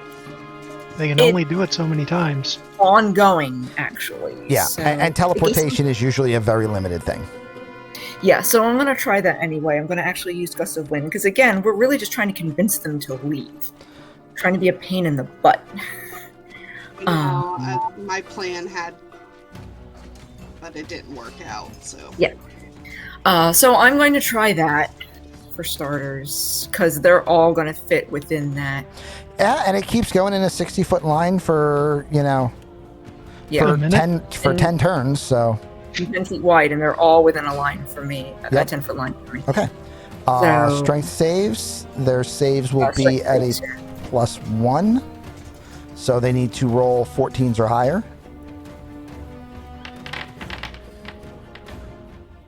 One of them does. 1, 2, 3, 4, 5, 6. Unfortunately, it's the closer one. Of course it is. But the other two are actually both going to be, pushed off into swimming mode. Spinning away! Alright, well, I can still put up a tentacle on this guy, I guess. Yeah, and I mean, you still have the Gust of Wind up. Up. It's still up. Yeah. It just doesn't... It doesn't inherently do any damage. It's just... Right, it's just a push. Movement. Yeah. And do they have to make that saving throw every round?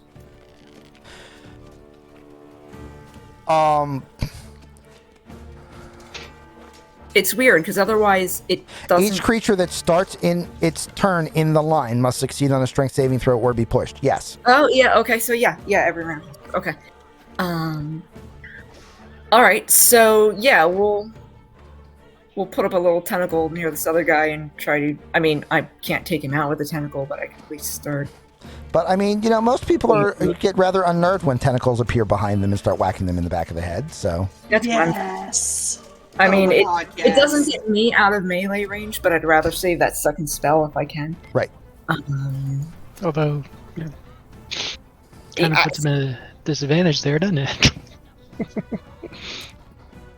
Alright, so attack.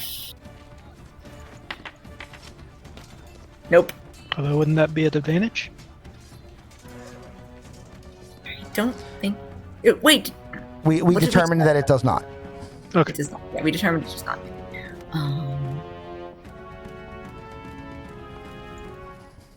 Oh, you're putting up lines for that. Yeah. That is your area of storm.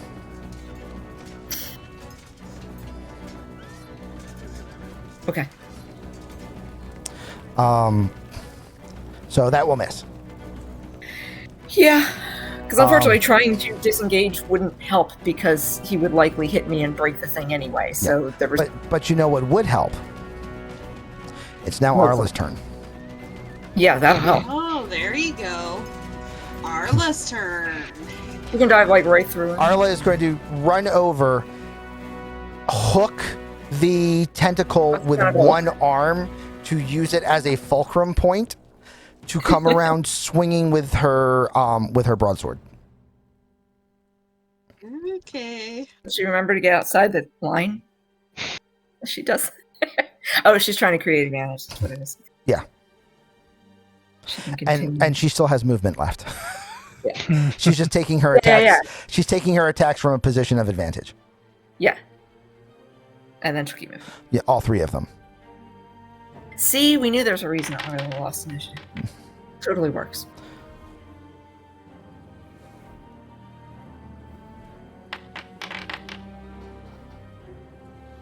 Yay, advantage.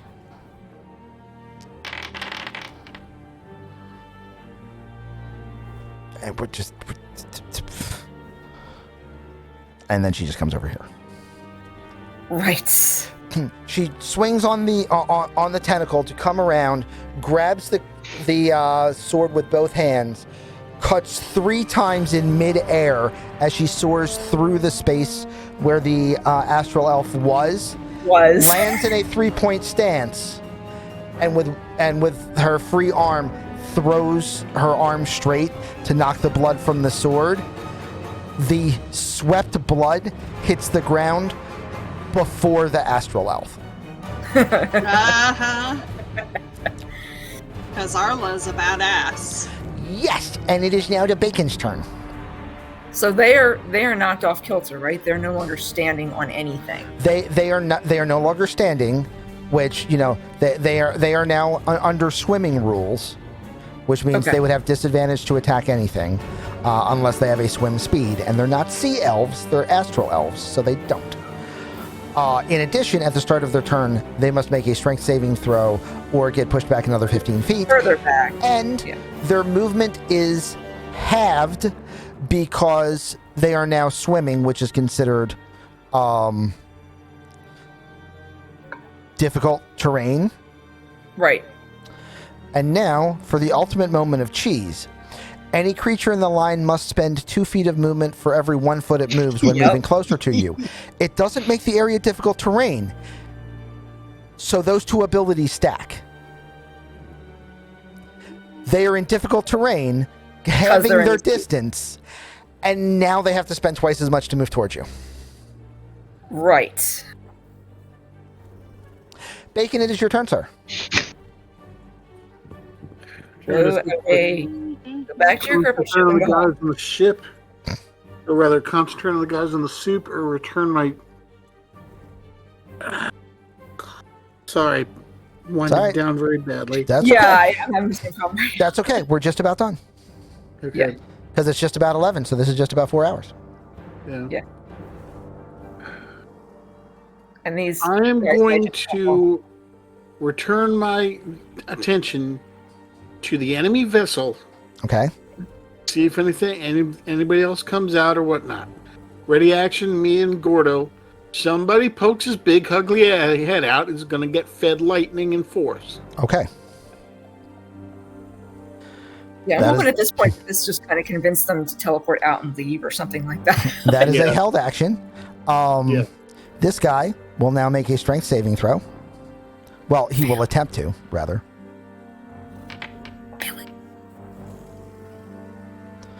Oh, I think he just passes out of 15. Yep. Was it a 15 or a 16 for your spell? Oops, sorry. 15. I found 15. It. So he just passes, which means he doesn't push back further forward. He does, however, flash and teleport out. Okay. This guy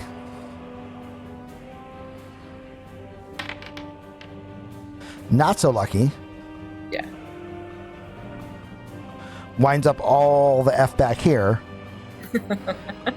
And does the same thing? At which point he also flashes and teleports out.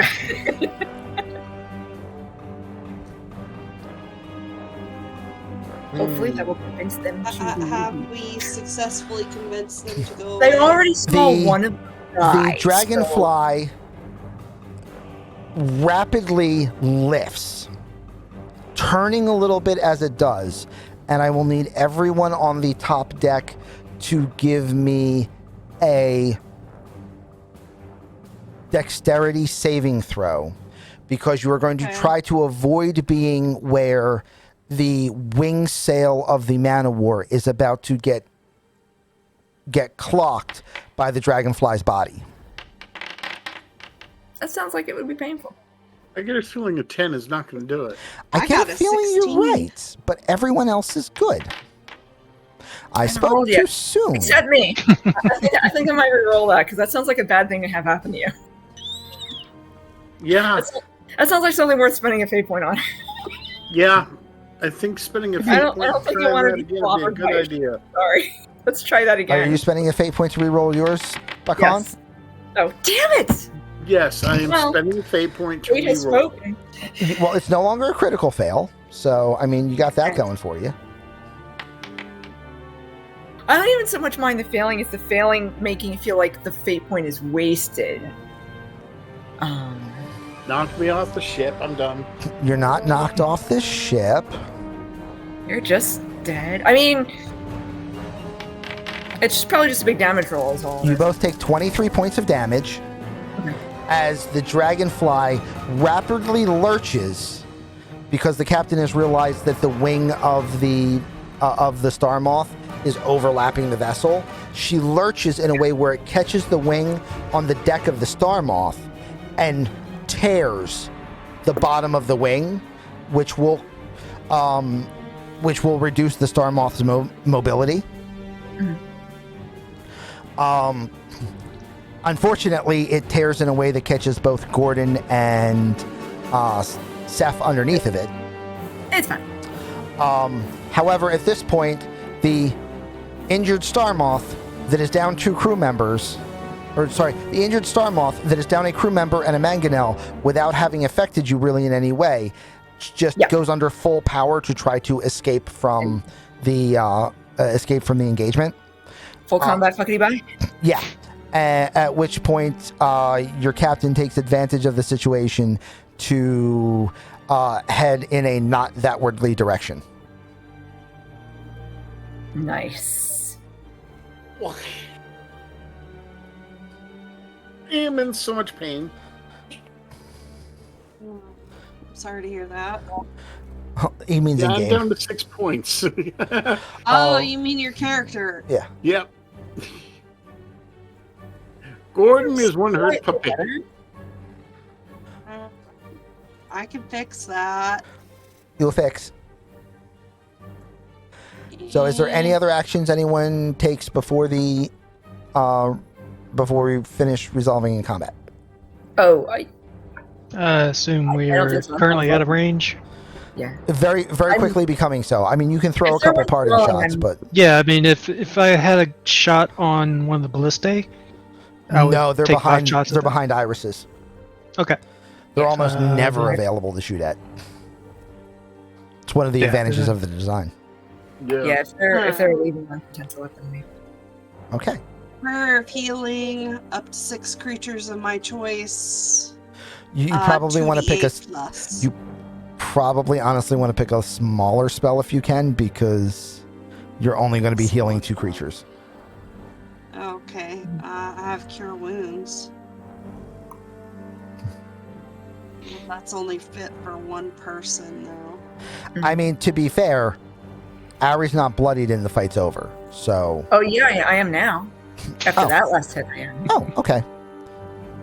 I'm at 13 of my temporarily 55. Well, But I mean, why the added. bloody was it not showing you bloodied?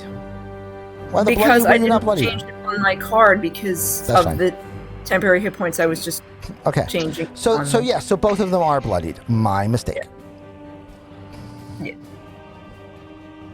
Yeah, I was just doing it on paper because of Okay. Again, Okay.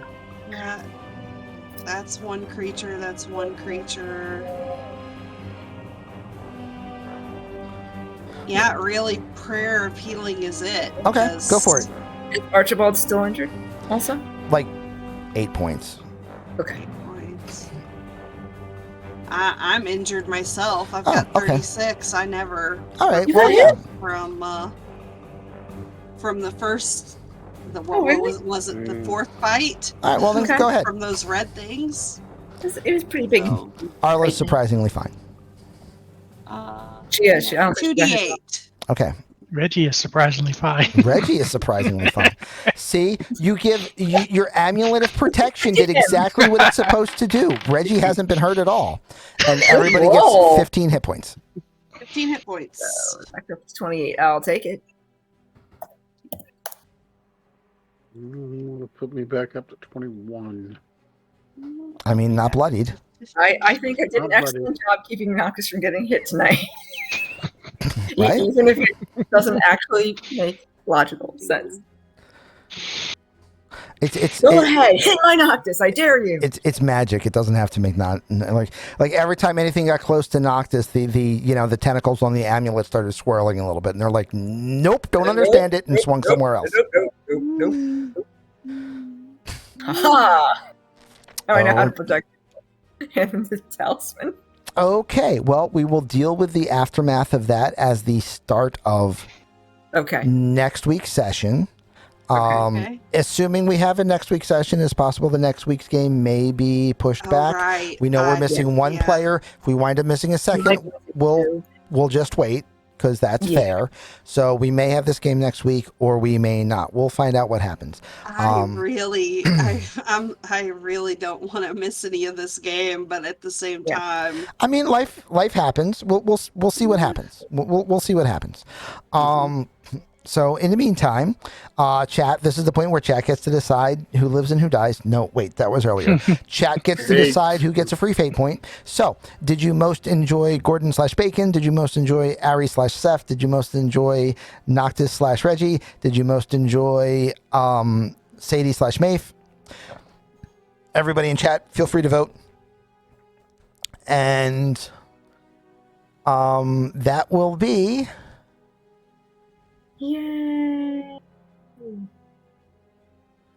You did not wind up getting any captives, so you have no one to question, although you do technically have a little bit of a conversation that can take place.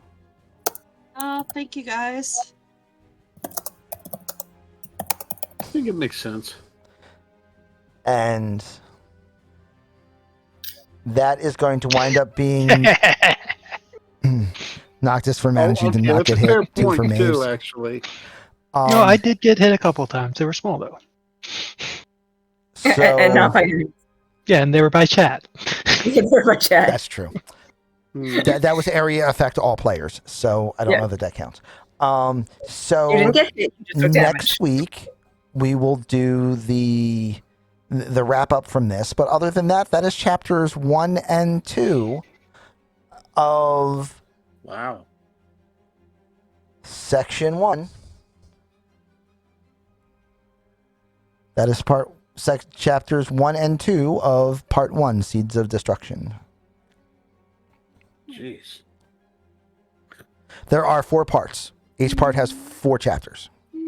So to give you guys an idea, you are 1/8 of the way through. Okay.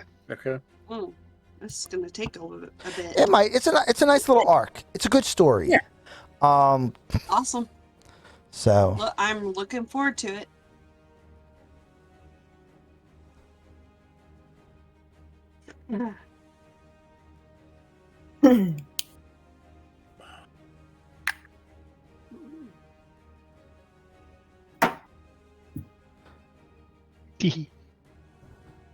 all right, so that's a fate point for Bacon and a fate point for Maeve, or for Sadie.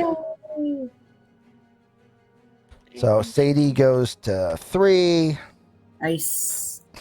Bacon is back at a comfortable 2, like everyone else.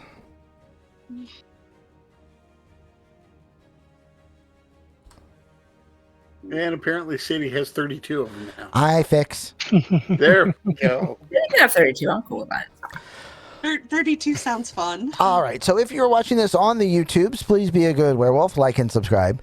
If you are watching this on Twitch, then you already know that we do this campaign live on Twitch on Sundays. Our next game will be Sunday, October 30th, possibly. If not, it'll be Sunday...